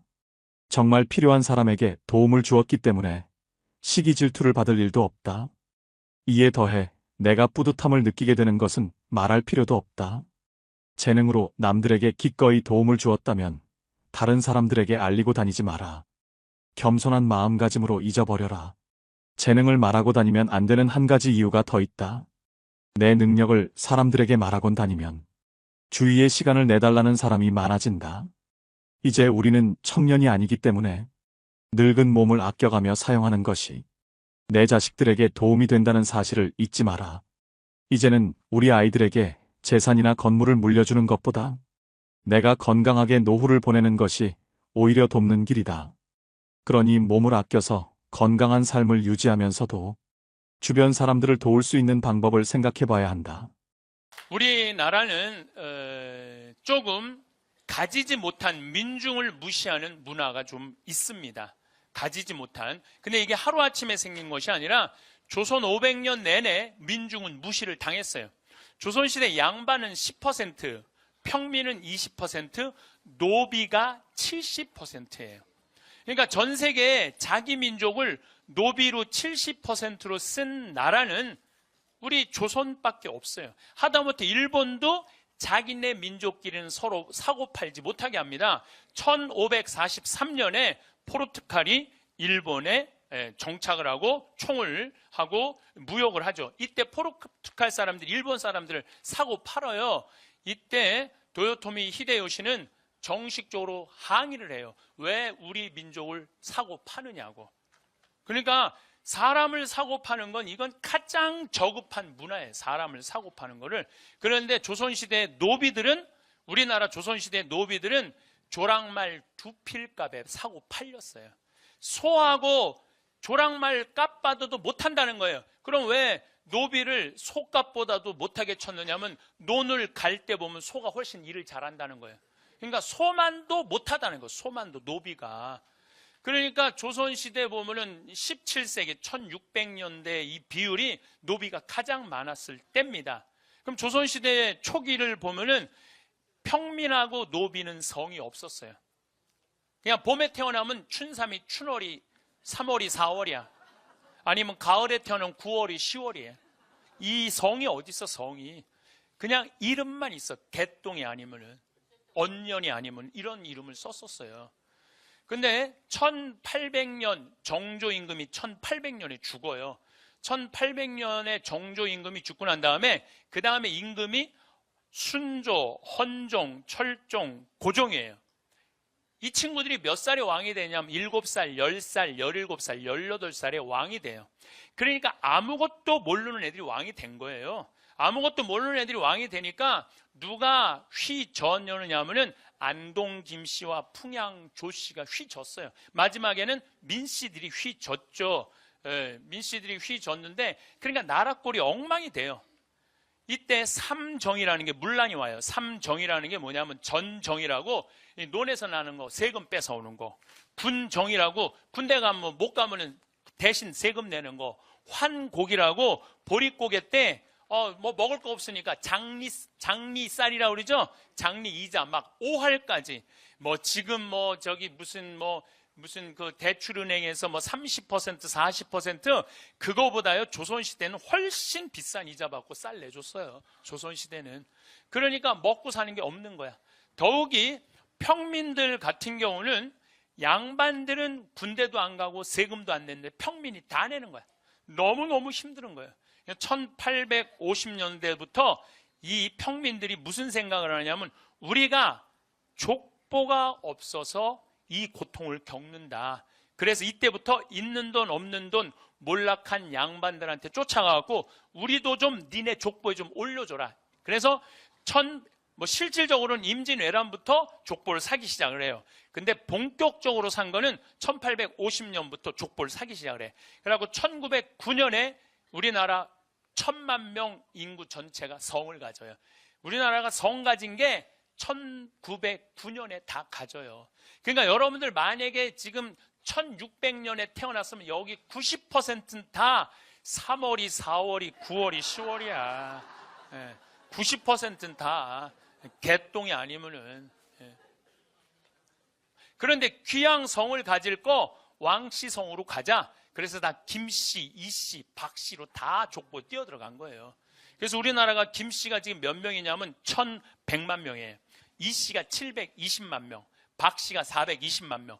그래서 김씨, 이씨, 박씨가 2300만 명이에요. 최씨, 정씨가 240. 그래서 이 5개 성이 3000만 명이에요. 3000만 명. 어떻게 우리나라 성이 286개예요. 1909년에 286개. 지금은 뭐 이민자들이 많이 들어와서 5,000개로 늘어났어요. 근데 일본은요, 성이 몇 개냐면 30만 개, 30만 개. 일본은 그냥 생긴 대로 이름을 줘요. 만약에 대나무 숲에서 태어났으면 닭개다야, 닭개다. 들판에서 태어났으면 다나까야, 다나까. 그러니까 생긴 대로 성을 줘갖고 30만 개야. 근데 만약에 내가 들판 창현이 아니면은 무슨 대나무 창현이 이러면 우리 뭐라 그럴게? 우리는 저놈 저 뼈대요. 적어도 김이 뭐 박씨로는 가야지. 여러분들 골프 선수 이름이 타이거 우즈야. 숲속의 호랑이에요. 생긴 대로 짓는 거예요. 우리는 그냥 죽으나 사나 김이박으로 가야 돼. 그러니까 내가 보니까 김씨, 이씨, 박씨들은 문제가 많은 성이야. 사실 나도 황씨지만은 나도 의심이 많이 가요. 왜냐면 우리 고향 경상도 함양인데 그거 뭐하러 뭐 황희정승 22대 23대가 왜 거기 가서 살아요. 황희정승 미친데. 그런데 김씨든 황씨든 무슨 타이거든 무슨 상관이에요. 사람이면 다 소중하지 않아요? 사람 자체가 소중한 거 아니에요? 누군 내 집 뼈대 23손은 훌륭하고 누군 내 집은 안 훌륭한 게 어디 있어. 사람은 다 훌륭한 거예요. 사람은 다 귀한 거예요. 근데 우리는 그런 게 다시 말해서 개성이 없는 거예요. 생긴 대로 못 사는 거예요. 생긴 대로. 그러니까 우리나라 사람들은 남이 하면 다 해야 돼. 누군데 김씨로 뛰어들어가면 다 김씨로 뛰어들어가야 돼. 이씨로 들어가면 다 이씨로. 누가 꾸찌 들고 다니면 나도 들고 다녀야 돼. 꾸찌 들고 다니면. 짝퉁도 괜찮아. 꾸찌면 돼. 일단 꾸찌면 돼. 꾸찌면 돼. 그러니까 다시 말해서 개성이 없는 거죠. 개성이 없는 거예요. 그러니까 우리 민족은요 500년 동안 이 노비들은 사람 취급을 못 받은 거. 500년 동안. 1592년 4월 13일 날 임진왜란이 일어났어요. 이때 외놈들이 몇 명이 밀고 들어오냐면 15만 8천 명이 밀고 들어와요. 이때 우리나라 전투 능력을 가지고 있는 군인은 몇 명이었냐면 8천 명이었어요. 15만 8천 명이 밀고 들어오는데 우리나라 전투 병력은 8천 명밖에 안 됐어요. 여러분들 15만 8천 명, 전선 700척, 운반선 2,000척이 밀고 들어와요. 정발이라는 부산진 그 첨사가 일본 배들이 보입니다. 조공받치러 왔나 보다. 조공이 아닌 것 같은데 가보니까 부산 앞바다에 새카맣게 15만 8천 명. 부산진에는 몇 명 있었냐면 1,000명 있었어요. 최전방에. 우리가 일본을 잘못 알고 있어요. 일본은요, 우리나라는요, 남한만 10만 제곱킬로미터예요. 근데 일본은 37만 제곱킬로미터예요. 우리나라보다 3배, 4배가 커요. 4배가. 그리고 우리는 서울서 부산까지 한 450km인데 일본은 삿포로부터 여기 나가사키 맨 끝에서 끝이 3000km예요. 일본 나라 크기가. 그러니까 일본 애들은 저 밑에 있는 애들은요 추위가 뭔지 몰라요. 일본 애들 보면 막 반스만 입고 다니는 애들 있죠? 팬티만. 반스 이거 일본 말이에요. 이거 없애 이거요. 없애. 네. 얘네들이 왜 그 속옷만 갖고 다니면 더워서 그래. 더워서. 임진왜란 때 얘네들이 평양에서 의주로 왜 못 올라갔는 줄 알아요? 너무너무 추운 거야. 한 번도 경험해보지 못한 거야. 그러니까 일본 애들은요 경제 규모가 6조 달러야. 우리는 1조 달러밖에 안 되는데 인구는 우리가 5천만인데 걔네는 1억 2,500만이에요. 우리가 훨씬 작은 나라예요. 중국은 경제 규모가 14조에 인구는 13억. 지금은 전 세계 1위는 미국이야. 2위는 중국이고 3위는 일본이에요. 그러니까 전 세계 가장 강대국 사이에 우리가 껴있는 거예요. 지금 국정교과서 갖고 싸울 때가 아니야 지금. 얼마나 지금 우리 위험한 상황에 와 있는데 저러고 맨날 싸우고 앉아있는, 그러니까 치라는 거예요. 그러니까 답답하다는 거예요. 우리 지금 현실 상황이 얼마나 냉정한 상황에 놓여 있는데, 어쨌든 15만 8천 명이 밀고 들어왔는데 부산진에서 3시간 만에 무너져요. 부산진이. 동래성은 다음날 무너져. 송상현이 무슨 선조가 잘했다고 저라고 자결해버려요. 예. 그리고 4월 30일 날 한양에 도착을 해. 그 많은 군인이 4월 30일. 전쟁이 없었던 거죠. 전쟁이 있긴 있었죠. 상주 전투, 충주 전투, 용인 전투, 3가지 전투가 있었는데 거기서 우리나라는 될 게 아니었어요. 상주에는 고니시 육기나가라는 15,000명 육군 최첨단 주력 부대가 몰고 올라오는데 우리는 재승방약이에요. 전투 국가 방어 체계가. 이게 굉장히 말이 어려운 것 같은데 무슨 뜻이냐면 니네 동네는 니네가 알아서 지켜라 이거예요. 예. 그러니까 정부에서 뭐만 장군 하나 보내주는 거야. 장군 누구를 보내느냐면 젊은 장군 이일을 보냈어요. 이일이 조정에서 외놈들이 왔다고? 네가 가서 막아. 몇 명을 줬냐면 300명을 줬어요. 근데 중간에 다 도망가갖고 이일이 상주에 도착했을 때는 몇 명이 있었는 60명이 있었어요. 쟤네들은 15,000명이 올라오고 있는데, 그러니까 니네 동네는 니네가 막아. 그러니까 막 모내다가 난리가 났대. 뭐 난리가 났어? 어디서 났대? 상주로 모이래. 그래갖고 북천변이라고 상주 강, 낙동강 변 있죠? 거기에 모여요. 800명이 모여요. 15,000명이 있는데, 그래 한 놈이 쫓아와갖고 장군님 이제 지금 외놈이 바로 코앞에 왔습니다. 무슨 외놈이 코앞에 가? 너 안 오면 죽는다. 다음 날인데 안 왔는데 죽였어. 근데 이미 상주성이 함몰된 거예요. 끝난 거예요. 그 다음에 이제 모이는 데가 대구에서 이제 한 2만 명이 모였어. 난리가 났대. 어디로 모이래? 대구로 모이래. 2만 명이 모였는데 정부에서 중앙에서 파견한 장군이 안 내려왔어. 그러니까 뭐라 그래? 난리가 아닌가 봐. 가자. 이게 나라를 지키는 한 나라의 꼴이었어요. 그러니까 15만 8천 명의 8천 명의 군인이 있었다는 것은 백성을 위한 군인이 아니고 임금을 위한 군인이었어요. 그러니까 조선은요, 백성을 위한 나라가 아니라 누구를 위한 나라야? 임금을 위한 나라였어요.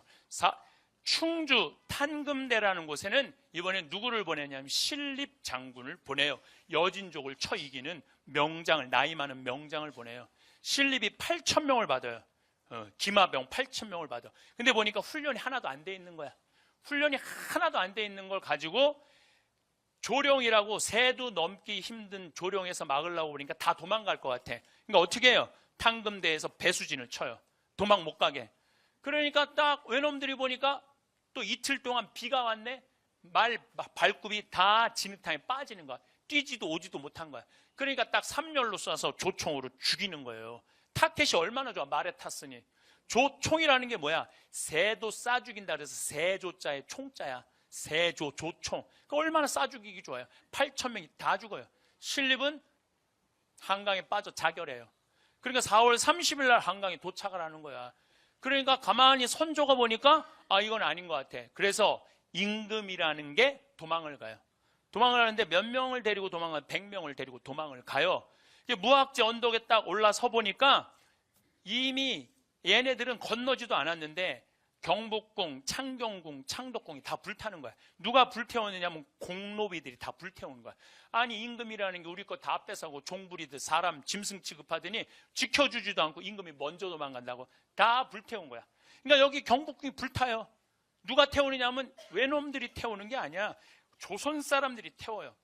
근데 보니까 제일 먼저 불길이 치솟는 게 뭐냐면 장예원이 제일 먼저 치솟아요. 장예원은 뭐냐면 노비 문서 보관함이야. 그러니까 노비들이 한이 맺힌 거야. 이걸 태워 없으면 우리가 자유다, 면천한다. 제일 먼저 태워 없애요.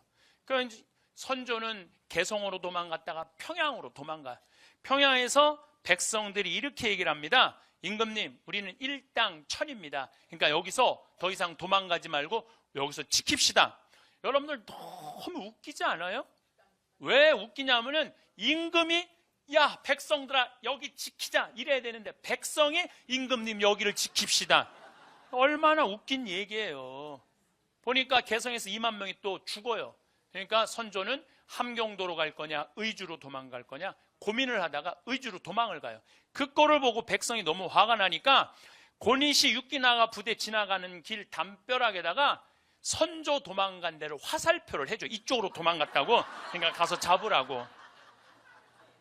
그리고 선조는 계속 뭐라고 그러냐면은 나 내부하겠다고 그래요. 명나라에 내부하겠다. 내부라는 게 뭐냐면은 귀화하겠다는 거야. 한 나라의 임금이 천만의 백성을 버리고 귀화하겠다고 대놓고 얘기를 해. 대놓고. 참 부끄러운 역사예요. 뭐 우리 지금 역사 잘못 가르친다고 그러는데 알 건 알고 넘어가야지. 그리고 의주에서 딱 안 되니까 명나라에 편지를 보내. 그 내가 조선왕조실록에서 다 발췌해놨어요. 명나라에 뭐라고 편지를 보내느냐면은 이제 이 몸은 어버이의 나라 가서 죽고 싶다. 나를 받아줘라 그래요. 어버이의 명나라에 가서 죽고 싶으니까 나를 받아달라 그래요. 그게 선조야. 임금.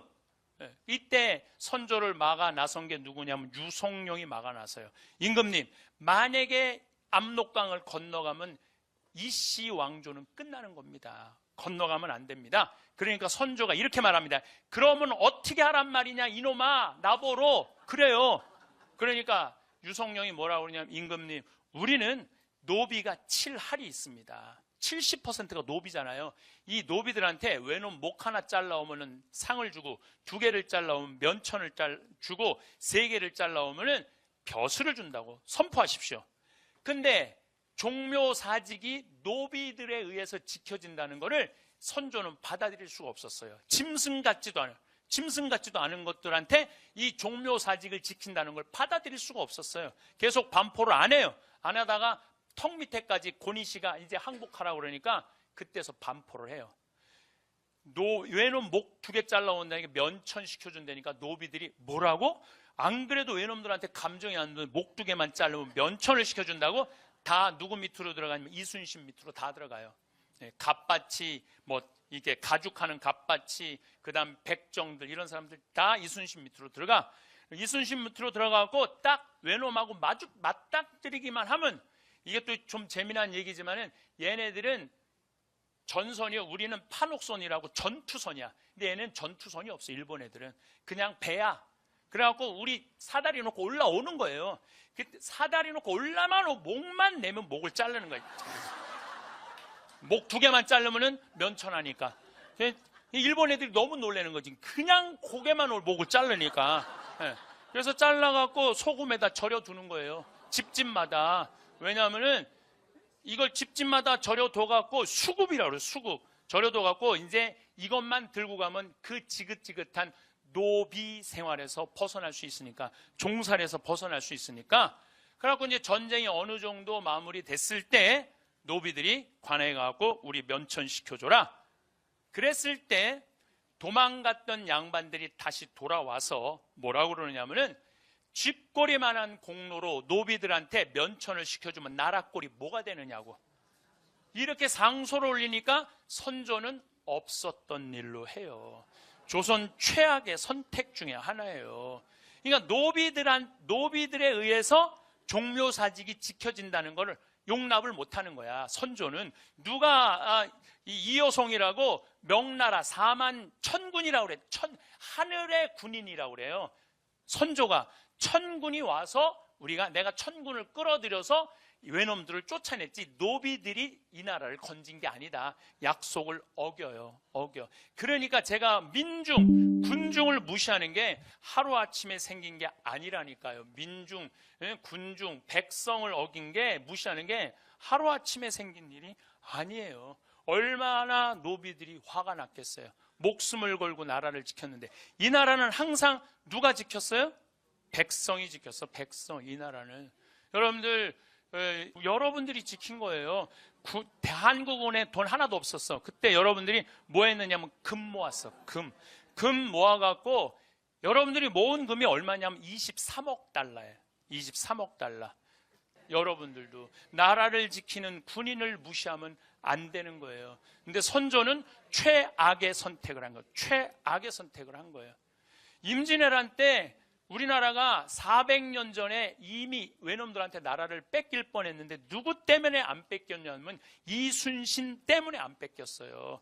4월 13일 날 외놈들이 쳐들어왔을 때 조선에서 유일하게 4월 12일 날 전라 좌수사인 이순신이 뭐라고 그러느냐면은 수군들을 훈련을 엄청나게 시켜요. 조선시대에는 우리나라 수군은 세계 최강이었어요.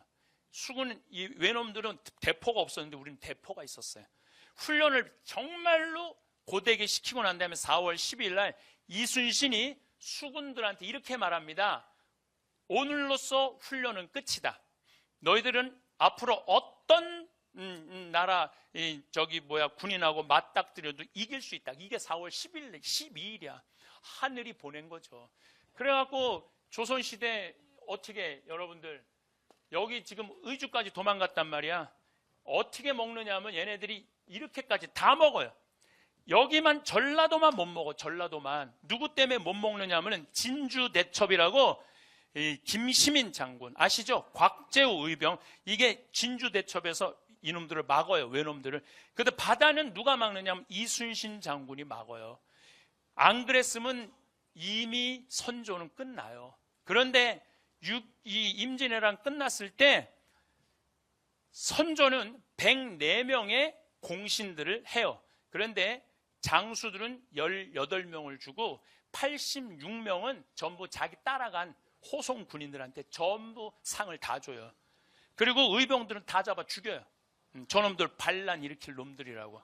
그러니까 이게 공과가 이러니 나라가 질서가 서요.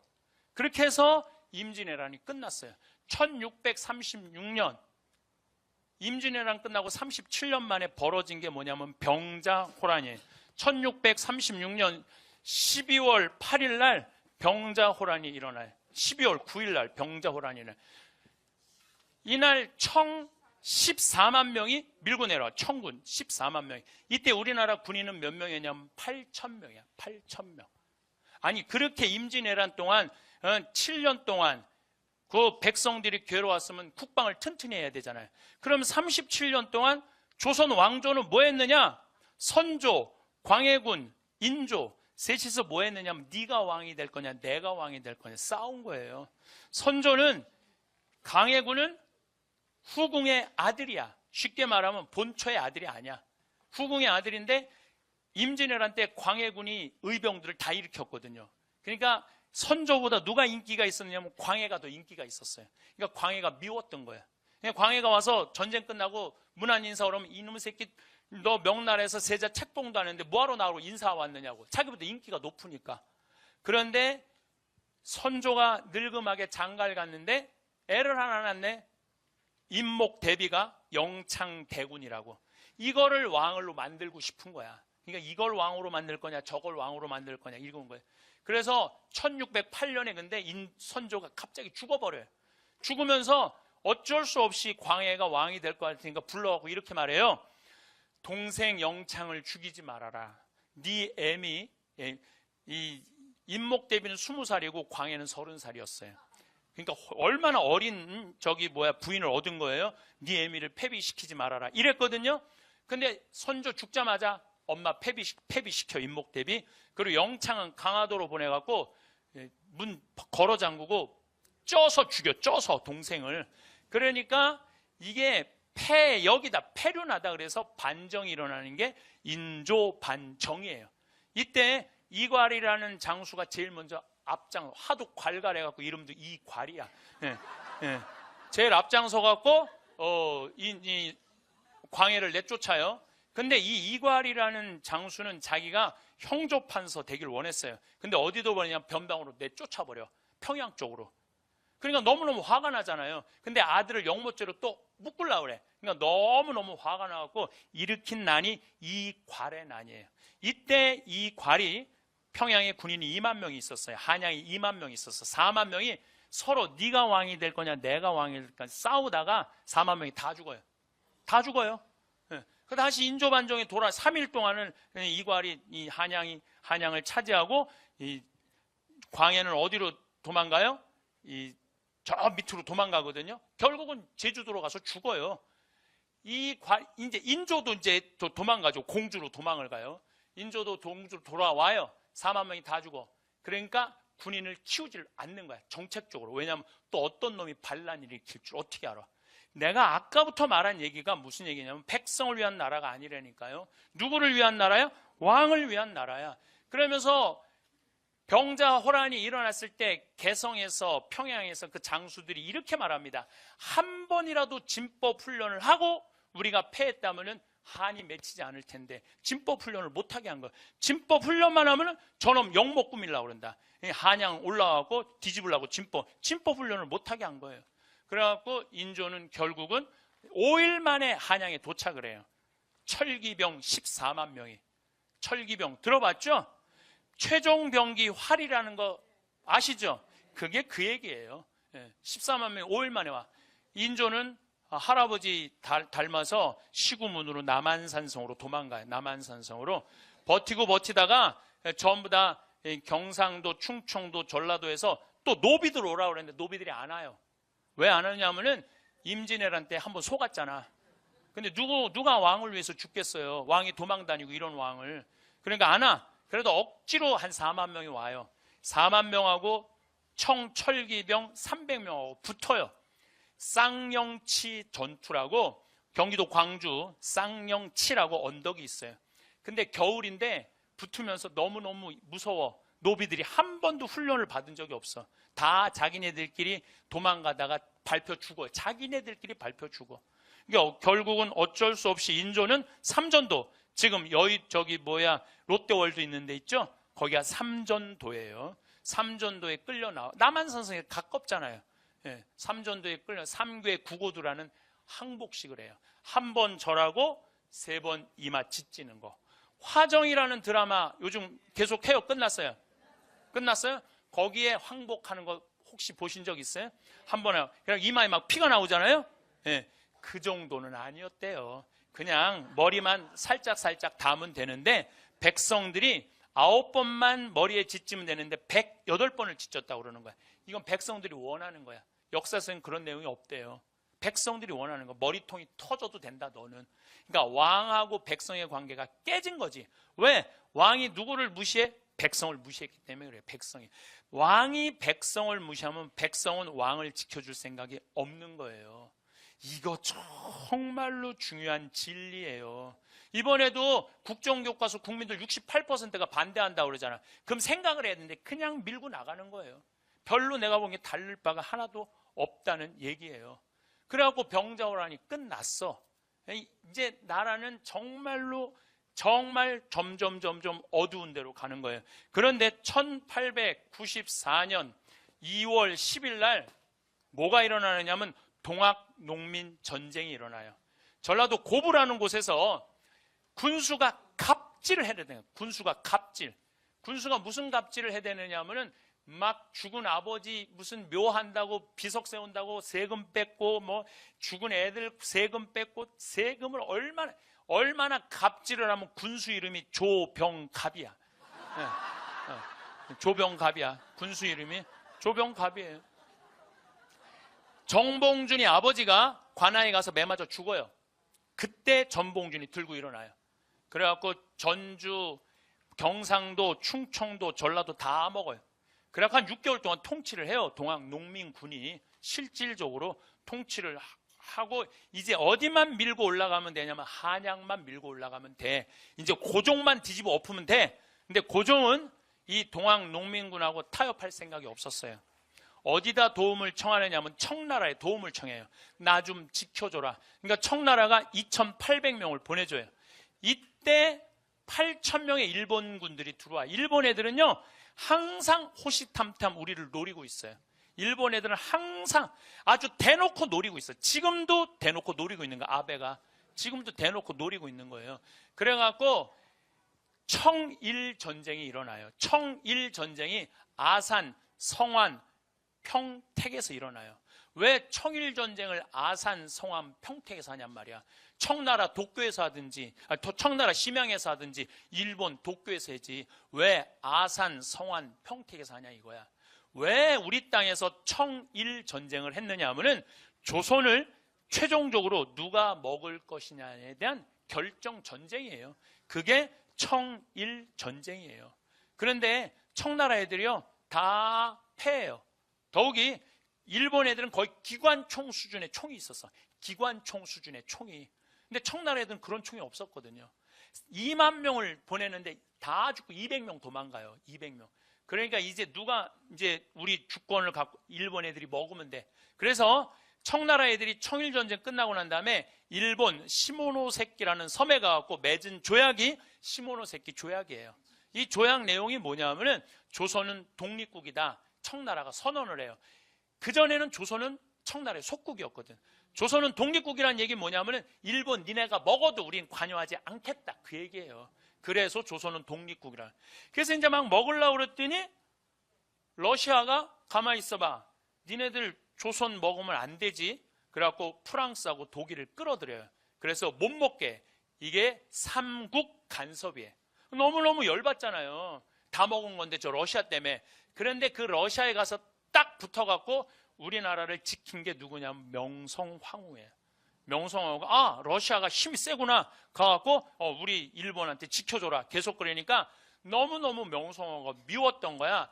그래서 1895년 10월 8일 날 여우사냥이라는 이름으로 명성황후를 죽여요. 경복궁에 들어가갖고 건천궁, 건천정이라고도 하죠. 건천궁에 들어가고 명성황후를 끄집어내요. 세자가 살려달라는데 세자를 발로 차요. 병풍으로 날아가. 고종도 살려달라고 그래. 고종도 밀쳐내버려요. 그리고 명성황후를 끄집어내갖고 칼로 2번 난도질하고 20명이 자객이 들어가서 돌아가면서 강간을 해요. 한나라의 왕비를 돌아가면서. 그래서 그중 자객 1명이 이렇게 말합니다. 오늘 참으로 이 궁에서 가소간호한 일이 벌어졌다. 가소간 참으로 웃기고 참으로 화나는 일이 벌어졌다 그래요. 한나라의 왕부를 그냥 죽이지. 돌아가면서 20명이 겁탈을 했다는 건 이건 치욕적인 거예요. 저는 명성황후라는 이 뮤지컬을 2번을 보면서 정말로 속에서 불이 났어요. 그러면 우리나라는 왜 왕비 하나를 지켜주지 못했어요? 몇백 년 동안 무시를 당했기 때문에 왕족을 무시한 거예요. 백성이. 죽으나 마나 관심이 없었어. 백성들은. 그렇게 역사는 흘러가는 거예요. 그래갖고 새벽 5시에 명성황후는 결국 석유로 불태워 죽여요. 그래서 여러분들 명성황후는요 뼈밖에 없어요. 뼈밖에 없어요. 고종이 그걸 보고 너무너무 무서워갖고 고종이 어디로 도망가냐면 러시아 공사관으로 도망을 가요. 그게 아관 파천이에요. 1년 6개월 동안 거기 가서 숨어서 지내. 너무 무서워서. 이제 다 먹을 거를 명성황후가 막은 거니까 명성황후 죽은 거죠. 그리고 1904년, 1905년 러일 전쟁이 일어나요. 러일 전쟁은 만주 땅하고 우리나라 땅을 러시아가 먹을 거냐 일본이 먹을 거냐 전쟁을 치르는데요. 이때 일본은 지금 엄청난 화력을 갖고 있었어요. 배, 함, 이 여산이라는 곳에 전쟁을 하는데 정말 러시아 애들 7만 명, 일본 애들 4만 명이 붙는데 러시아가 그야말로 박살이 나요. 다 도망가. 그래서 어쩔 수 없이 러시아가 뭐라고 하냐면 너희들 가져라. 이때 아주 중요한 얘기를 제가 하고 싶어요. 이때 미국이 사실은 우리 조약을 맺어갖고 우리를 보호해 주겠다고 그랬거든요. 근데 러일 전쟁 끝나고 난 다음에 미국이 일본한테 뭐라고 하냐. 니네들 조선 먹는 거 눈 감아 줄게. 눈 감아 줄게. 니네들은 미국은 누구를 눈 감아줘? 필리핀 먹는 거 눈 감아줘. 일본 니네는. 그래서 서로 조약을 맺어갖고 1905년에 우리가 을사늑약으로 나라를 뺏기는 거예요. 그때나 지금이나 다를 게 뭐가 있어? 여러분들 지금 이 일본 애들 아베가 지금 이제 다른 나라 파견하겠다고 그랬죠? 그거 지지해주는 나라가 누구예요? 미국이에요. 미국. 그리고 북한 진입하는 거 우리 진입할 수 있다. 아니 청일전쟁이나 러일전쟁 때 다를 게 뭐가 있어? 똑같아요. 다시 말해서 이 나라를 지킬 수 있는 건 누구밖에 없어? 우리밖에 없는 거야. 그러면 이 나라를 지킬 수는 우리밖에 없으면 누가 누구를 존중해 줘야 되냐면 정치인들이 백성을 존중해주고 백성은 정치인들을 지켜줘야 돼. 그래야지 나라가 되는 거예요. 근데 지금도 무시하잖아. 1905년부터 1910년 사이에 그러면은 뭔가 일어나야 될 거 아니에요. 독립운동이 일어났는데 사실 여러분들 독립운동은요 1920년부터 일어나요. 1905년에서 10년 사이 독립운동이 일어나질 않아요.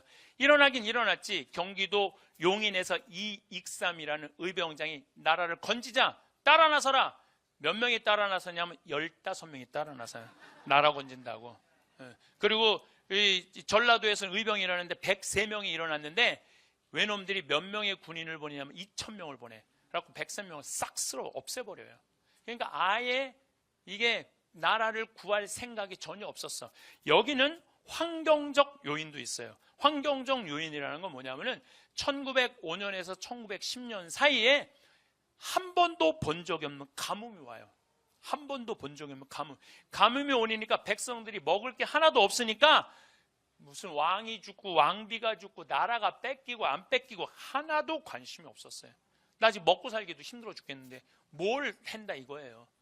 그럼 1905년에서부터 1910년 동안 500년 동안 이 나라를 마음껏 누리고 살았던 양반들은 뭐 했느냐?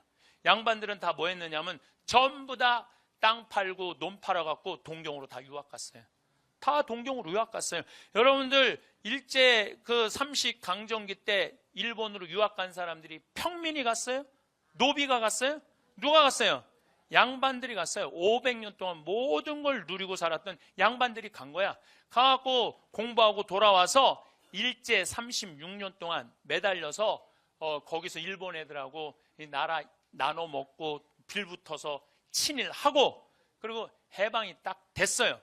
해방이 됐을 때 전부 일본 놈들 다 도망갔어요. 우리나라도 아무도 출근 안 했어. 출근하지 않았어요. 나라가 망했는데 어떤 놈이 어떤 양반이 출근을 해요.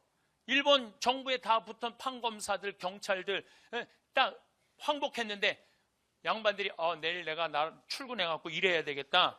출근한 사람 어디서 한 명도 출근 안 했어요. 그런데 미 군정이 딱 들어오더니 다 출근해. 괜찮아. 니네들 데리고 내가 할게. 우리 다 잡아 죽여야 되는데 독일은 어떻게 했어요? 전쟁 일으킨 사람들 아우슈비츠 지금까지 잡아 죽이잖아요. 그런데 안 묻는데 36년 동안 나라 배반하고 일본한테 붙어 살았는데 묻지 않는데 와서 출근하래. 거기서 출근해갖고 다시 주저앉은 거야. 다시 말해서 500년 동안 조선을 백성들을 아주 착취하고 고통으로 몰아넣었던 사람들이 일제 36년도 그대로 다 누리고 살았다가 전쟁 이 독립하고도 그대로 누리고 사는 거야. 그리고 그 일제를 청산하지 못한 그게 지금까지 그대로 와 있는 거예요. 제가 왜 이런 얘기를 장황하게 하느냐 하면은 정치인들이 백성을 무서워해야 돼요. 정치인들이 백성을 무서워해야 돼. 내가 잘못한 게 있으면은 정치인들이 발을 붙이기 못하게 해야 돼. 근데 우리나라 정치인들은 백성을 무서워하지 않아요. 왜? 백성들이 눈 감아 주는 거예요. 하도 누려고 살아갖고 까먹어. 그럴 수 있지. 그나물에 그 밥이 지금 하고 있는데도. 그러니까 확실하게 뭔가 해결할 문제는 해결하고 넘어가야 되는데 우리 이제는 노비가 어디 있어? 여러분들도 다 교육 배우고 여러분들도 다 생각이 있는 자유민주주의 국민들인데 우린 표현하지 않아요. 뭐가 자유인지도 모르고 뭐가 인권인지도 모르고 뭐가 정인지도 모르고 그냥 돈에 그냥 돈만 있으면 돼. 경제만 누군가 살리면 돼. 이명박 대통령이 여러분들 정권 하는 동안 백성을 위한 정치를 했어요? 대기업을 위한 정치를 했어요? 대기업을 위한 정치 다 깎아줬어요. 그래도 백성들이 저항 하나 안 하잖아요. 그러니까 백성을 우습게 보는 거예요. 그래서 저는 제가 많은 경우 이런 얘기를 해요. 일제 36년을 청산할 일이 아니에요. 조선 500년을 청산해야 돼요. 조선 500년을 청산하지 않으면 우리는 미래로 나가는 게 쉽지 않다는 거예요. 예수님이요. 가톨릭 문화 안에 보면은 예수님이요. 가난하니 병드니 그 다음에 이 나그네 감옥에 갇힌 이를 함부로 대하지 말라고 그러잖아요. 예수님 문화 안에 꽉 차 있는 나라들은요, 정말로 복지가 잘 돼 있어요. 그리고 왜 우리 가톨릭이 2000년 동안 유지해 왔어요? 가난한 이들 편에 서 왔기 때문에 2000년을 유지해 온 거예요. 1789년에 프랑스 혁명이 일어났을 때 프랑스 교회는 끝났어요. 프랑스 교회가 왜 끝났는 줄 알아요? 그때 귀족 편에 붙어서 갖고 가난한 이들 편에 쓰지 않았기 때문에 끝난 거예요. 그래갖고 지금 프랑스 신부들은 국가에서 월급 받아요. 국가에서 월급 받아요. 그리고 모든 재산은 다 어디로 귀속됐어? 프랑스로 다 귀속됐어요. 그 왜 그러냐 하면은 가난한 백성들과 함께하지 않았기 때문이야. 우리 교회도 똑같아요. 우리 교회도 지금 정의로운 일에, 가난한 한 이들의 권리를 찾는 일에 우리가 무심하고, 우리도 돈만 쫓아서 성당 건물 짓고 돈 모으는 일에만 혈안이 돼 있다면 우리도 똑같다는 거예요. 우리 가톨릭이 무시당하기 싫으면 어떻게 해야 돼? 정의로운 일에, 가난한 일에, 감옥에 갇힌 억울한 사람들의 편에 들어서야 된다는 거예요. 그래서 사람을 무시하면 그 문화는 없는 거예요. 사람을 무시하면. 그게 역사든 개인사든 사회 아니든 사람을 존중하는 문화를 우리가 꼭 이루어야 된다는 얘기입니다. 예. 사생활을 악착같이 감춰라. 사람과 사람 사이에는 서로 상처를 주지 않는 적절한 거리가 필요합니다. 인간관계의 적당한 거리는 일종의 미덕이며 보호장치입니다. 적당한 거리를 유지하면 서로의 마음에 공간이 생기고 이 공간에 이해와 포용을 담을 수 있습니다. 오늘은 여러분들에게 이야기할 주제는 이 시대를 살아가는 사람들이 꼭 알아야 하는 인생 철학으로 살아가면서 반드시 비밀로 해야 할 8가지에 대해 배워보겠습니다. 영상을 끝까지 시청하셔서 인생 지혜를 마음에 새기시길 바랍니다. 첫 번째, 나의 사생활을 필요 이상 말하지 마라. 사람을 만나면 벙어리가 되어라. 슬픔을 나누면 약점이 되고 기쁨을 나누면 시기가 된다. 사람의 이기적 본성은 타인의 고통에 둔감하게 만든다. 따라서 나의 사생활을 진심으로 걱정하고 위로해주는 사람은 거의 없다. 아니면 내 이야기가 주변에 퍼져서 심심풀이 주제로 소비되거나 언젠가 비수가 되어 나에게 돌아올 뿐이다. 내가 한번 내뱉은 말은 더 이상 비밀이 될 수 없다. 내가 뱉은 말은 점점 살이 붙기 마련이다. 또한 자신에 대해 과도하게 털어놓으면 사람들과 더 가까워지기보다 오히려 멀어지는 것을 경험하게 된다. 인간관계는 시간이 갈수록 계속해서 변화한다. 지금은 아주 가깝지만 몇 년 뒤는 어떻게 될지 모르는 게 사람 사이다. 시절인연이란 말도 있듯이 어떤 관계도 영원할 수 없다. 특히 우정은 한순간 깨지기 때문에 다른 사람에게 내 치부를 드러내기 전에 신중하게 생각해라. 반드시 후회한다. 만약 나의 깊은 사생활을 잘 아는 사람과 관계가 안 좋아지면 쓸데없이 신경 써야 하는 일이 많이 생길 것이다. 특히 나의 안 좋은 습관들이나 불행한 가정사는 더욱 타인의 판단과 비판에 노출되지 않게 조심해야 한다. 삶의 특정 부분을 비밀로 유지해야 내가 더 품이 있고 남들에게 존중받아야 할 사람이라는 인식을 심어줄 수 있다. 드러내지 말아야 할 내 사생활에 대한 이야기를 실컷 하고 집에 돌아와. 말하지 않았더라면 좋을 거라고 후회하는 것은 어리석은 행동이다. 두 번째, 나의 약점을 말하지 마라. 씁쓸하고 잔인하게도 인간은 타인의 약점을 통해 위안을 얻고 자신도 모르는 새에 은근히 즐긴다. 친할 때는 간이고 쓸개고 모두 다 줄 것처럼 하다가도 조금만 서운하면 쉽게 돌아서는 것이 갈대보다 잘 흔들리는 인간의 마음이다. 내 약점을 다른 이들에게 말한다고 해서 도움과 위로를 받을 것이라고 생각하지 마라. 해결을 위한 노력을 하는 것과 동시에 그것들을 당신 혼자만 알고 있어라. 약점을 고치지도 못하면서 늘 인식하고 있다면 스스로를 위축시킬 뿐이다. 자신의 약점을 빨리 고치거나 잊어버려라. 약점은 누군가의 도움을 받아서가 아닌 스스로 극복해야 하는 것이며 동시에 스스로 극복할 수 있음을 명심해라. 옛말의 사람은 모두 입안에 도끼를 가지고 태어난다. 어리석은 사람은 말을 함부로 하여 그 도끼로 자신을 찢고 만다라고 했다. 말은 한 사람의 입에서 나와서 1000사람의 귀로 들어간다. 질병은 입을 쫓아 들어가고 화근은 입을 쫓아 나온다. 어쩔 수 없이 약점을 얘기해야 할 때도 결코 전부를 드러낼 필요는 없다. 우정이 깊지 않은 사람과 깊은 대화를 나누지 말라. 말은 한 번 입으로 내뱉어버리면 두 번 다시 주워 담을 수 없기 때문에 항상 조심해야 한다. 내가 이 말을 해도 적절한가? 내가 후회하지 않을 것인가 하고 한 번 더 생각하라. 수다쟁이처럼 말을 많이 한다고 인기가 좋아지는 것도 아니고 인정을 더 받을 수 있는 것도 아니다. 괜한 말 한마디에 실수로 그동안 쌓아온 명성과 이미지를 쓸어내버릴지도 모른다. 들려주어도 괜찮은 말이 있고 감추는 것이 더 나은 이야기도 있다. 상대에게 말을 해야 할지 말아야 할지 판단이 서지 않을 때는 먼저 상대를 주의 깊게 살펴보면서 그 사람의 인격에 대한 확신이 설 때까지 기다려라. 그러면 말해도 좋을지 비밀로 해야 할지가 분명해지기 마련이다. 세 번째, 다른 사람의 단점을 말하지 마라. 다른 사람의 단점과 허물을 쉽게 말하지 않는다. 누군가를 욕하는 것은 나 자신을 부정적으로 보이게 하고 자신의 명상을 손상시킨다. 다른 사람들과 누군가에 대한 뒷담화를 같이 하게 되면 그 순간에는 그들과 유대감을 형성하고 있다고 느낄지라도 결정적인 순간에는 결국 서로를 의심하고 불신하게 된다. 이로 인해 사회적인 신뢰가 필요한 좋은 기회들이 내게 왔을 때 놓치게 될 것이다. 다른 사람에 대한 단점이나 허물을 보았을 때는 못 본 채 하고 입 밖에 내지 말아라. 자신의 입에서 나간 말은 본인에게 그대로 돌아온다. 또한 서로의 비밀을 지켜달라고 말하지만 그 비밀은 지켜지지 않고 오히려 그 화살이 자기에게 돌아와 화근이 될 수 있다. 부정적인 이야기는 되도록 하지 않는 것이 사회생활에 큰 유익이 된다. 다른 사람의 허물이나 비난의 말을 들었을 때는 어떻게 해야 될까? 직접 확인하지 않은 이상 고지곳대로 전부 믿지 마라. 비판 역시 위험하다.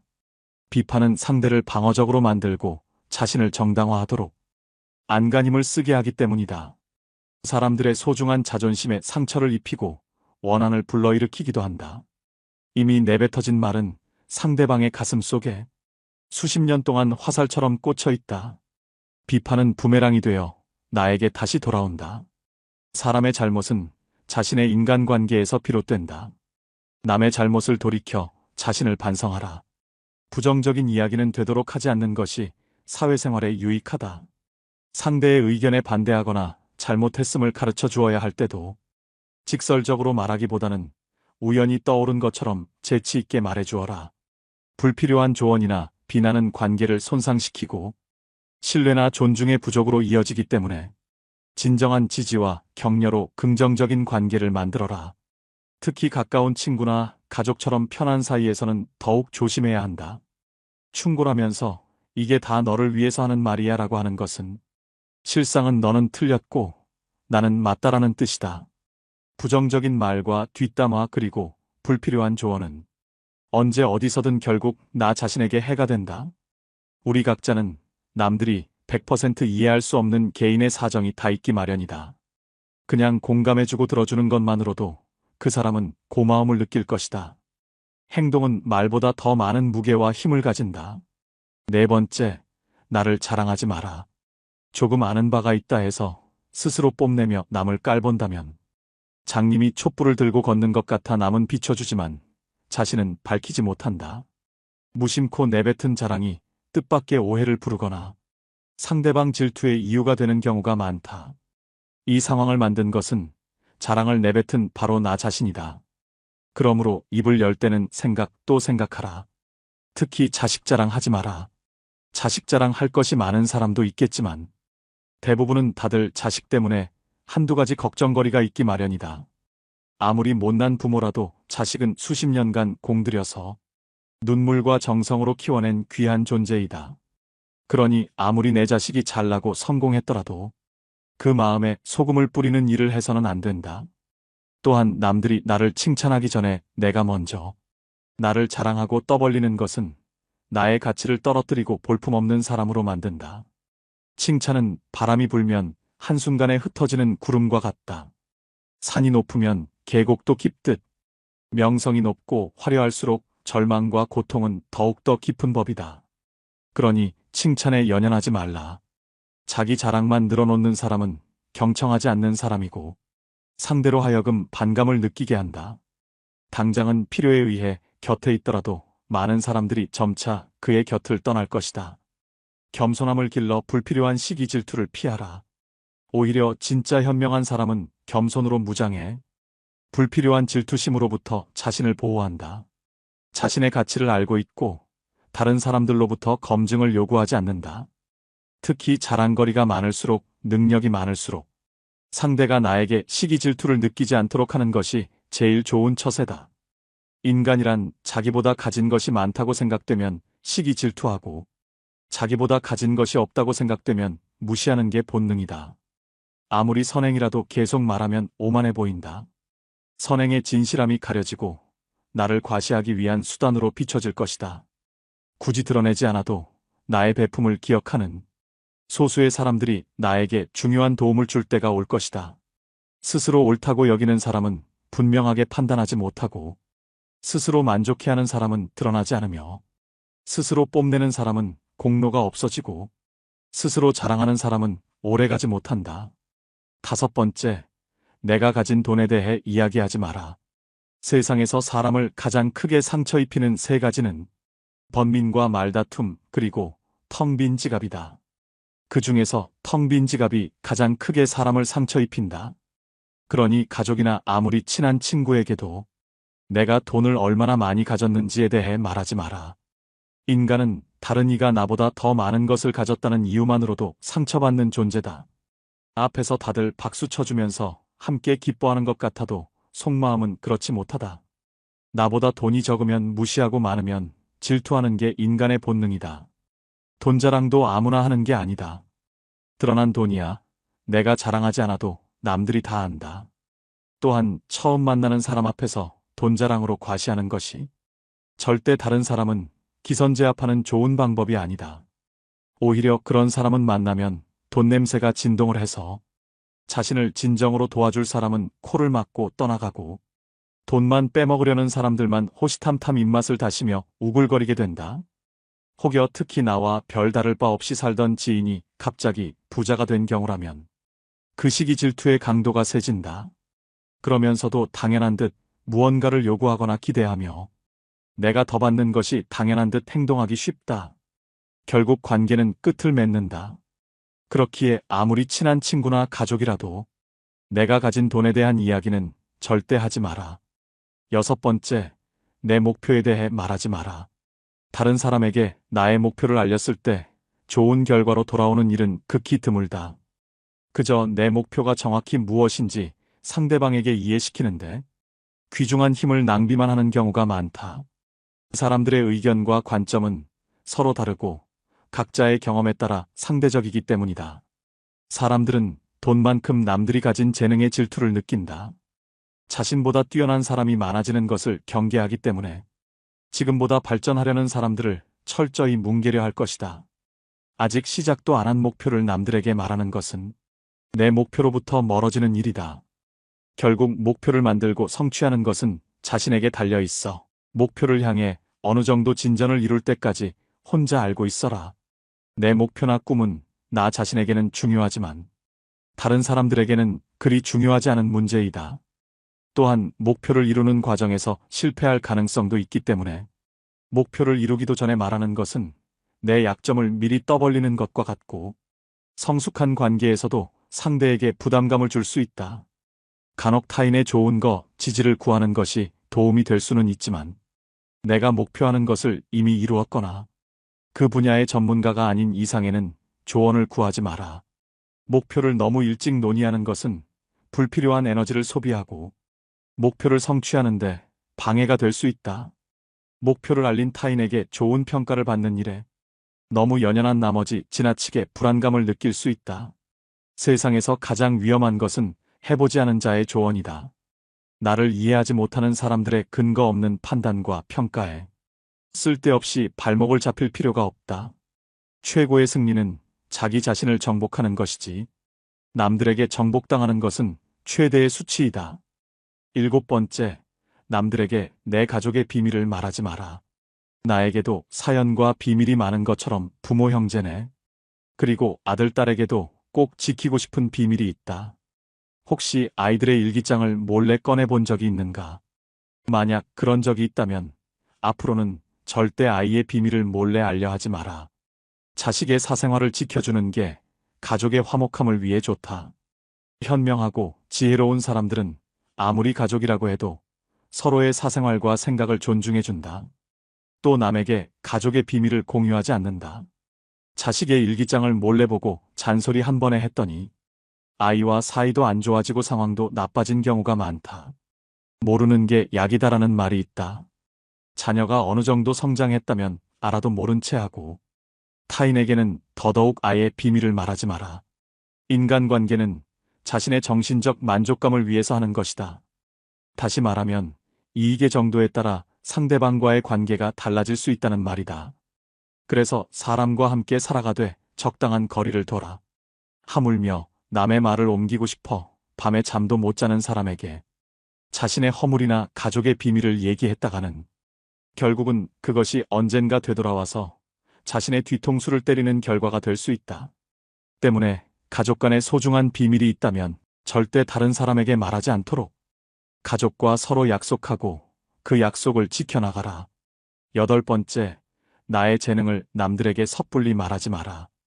은퇴를 하고 연금을 받는 사람 중에 자신만의 능력으로 남들을 도와주며 마음이 풍요로운 노후를 보내는 분도 있다. 이들은 참으로 멋진 분들이다. 하지만 어떤 분야에서 특별한 재능이 있다고 굳이 떠벌리고 다닐 필요는 없다.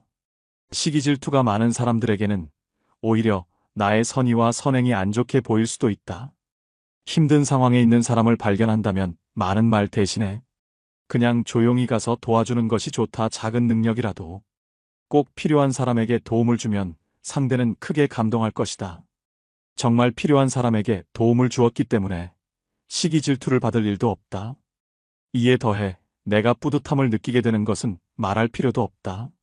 재능으로 남들에게 기꺼이 도움을 주었다면 다른 사람들에게 알리고 다니지 마라. 겸손한 마음가짐으로 잊어버려라. 재능을 말하고 다니면 안 되는 한 가지 이유가 더 있다. 내 능력을 사람들에게 말하곤 다니면 주위에 시간을 내달라는 사람이 많아진다. 이제 우리는 청년이 아니기 때문에 늙은 몸을 아껴가며 사용하는 것이 내 자식들에게 도움이 된다는 사실을 잊지 마라. 이제는 우리 아이들에게 재산이나 건물을 물려주는 것보다 내가 건강하게 노후를 보내는 것이 오히려 돕는 길이다. 그러니 몸을 아껴서 건강한 삶을 유지하면서도 주변 사람들을 도울 수 있는 방법을 생각해 봐야 한다.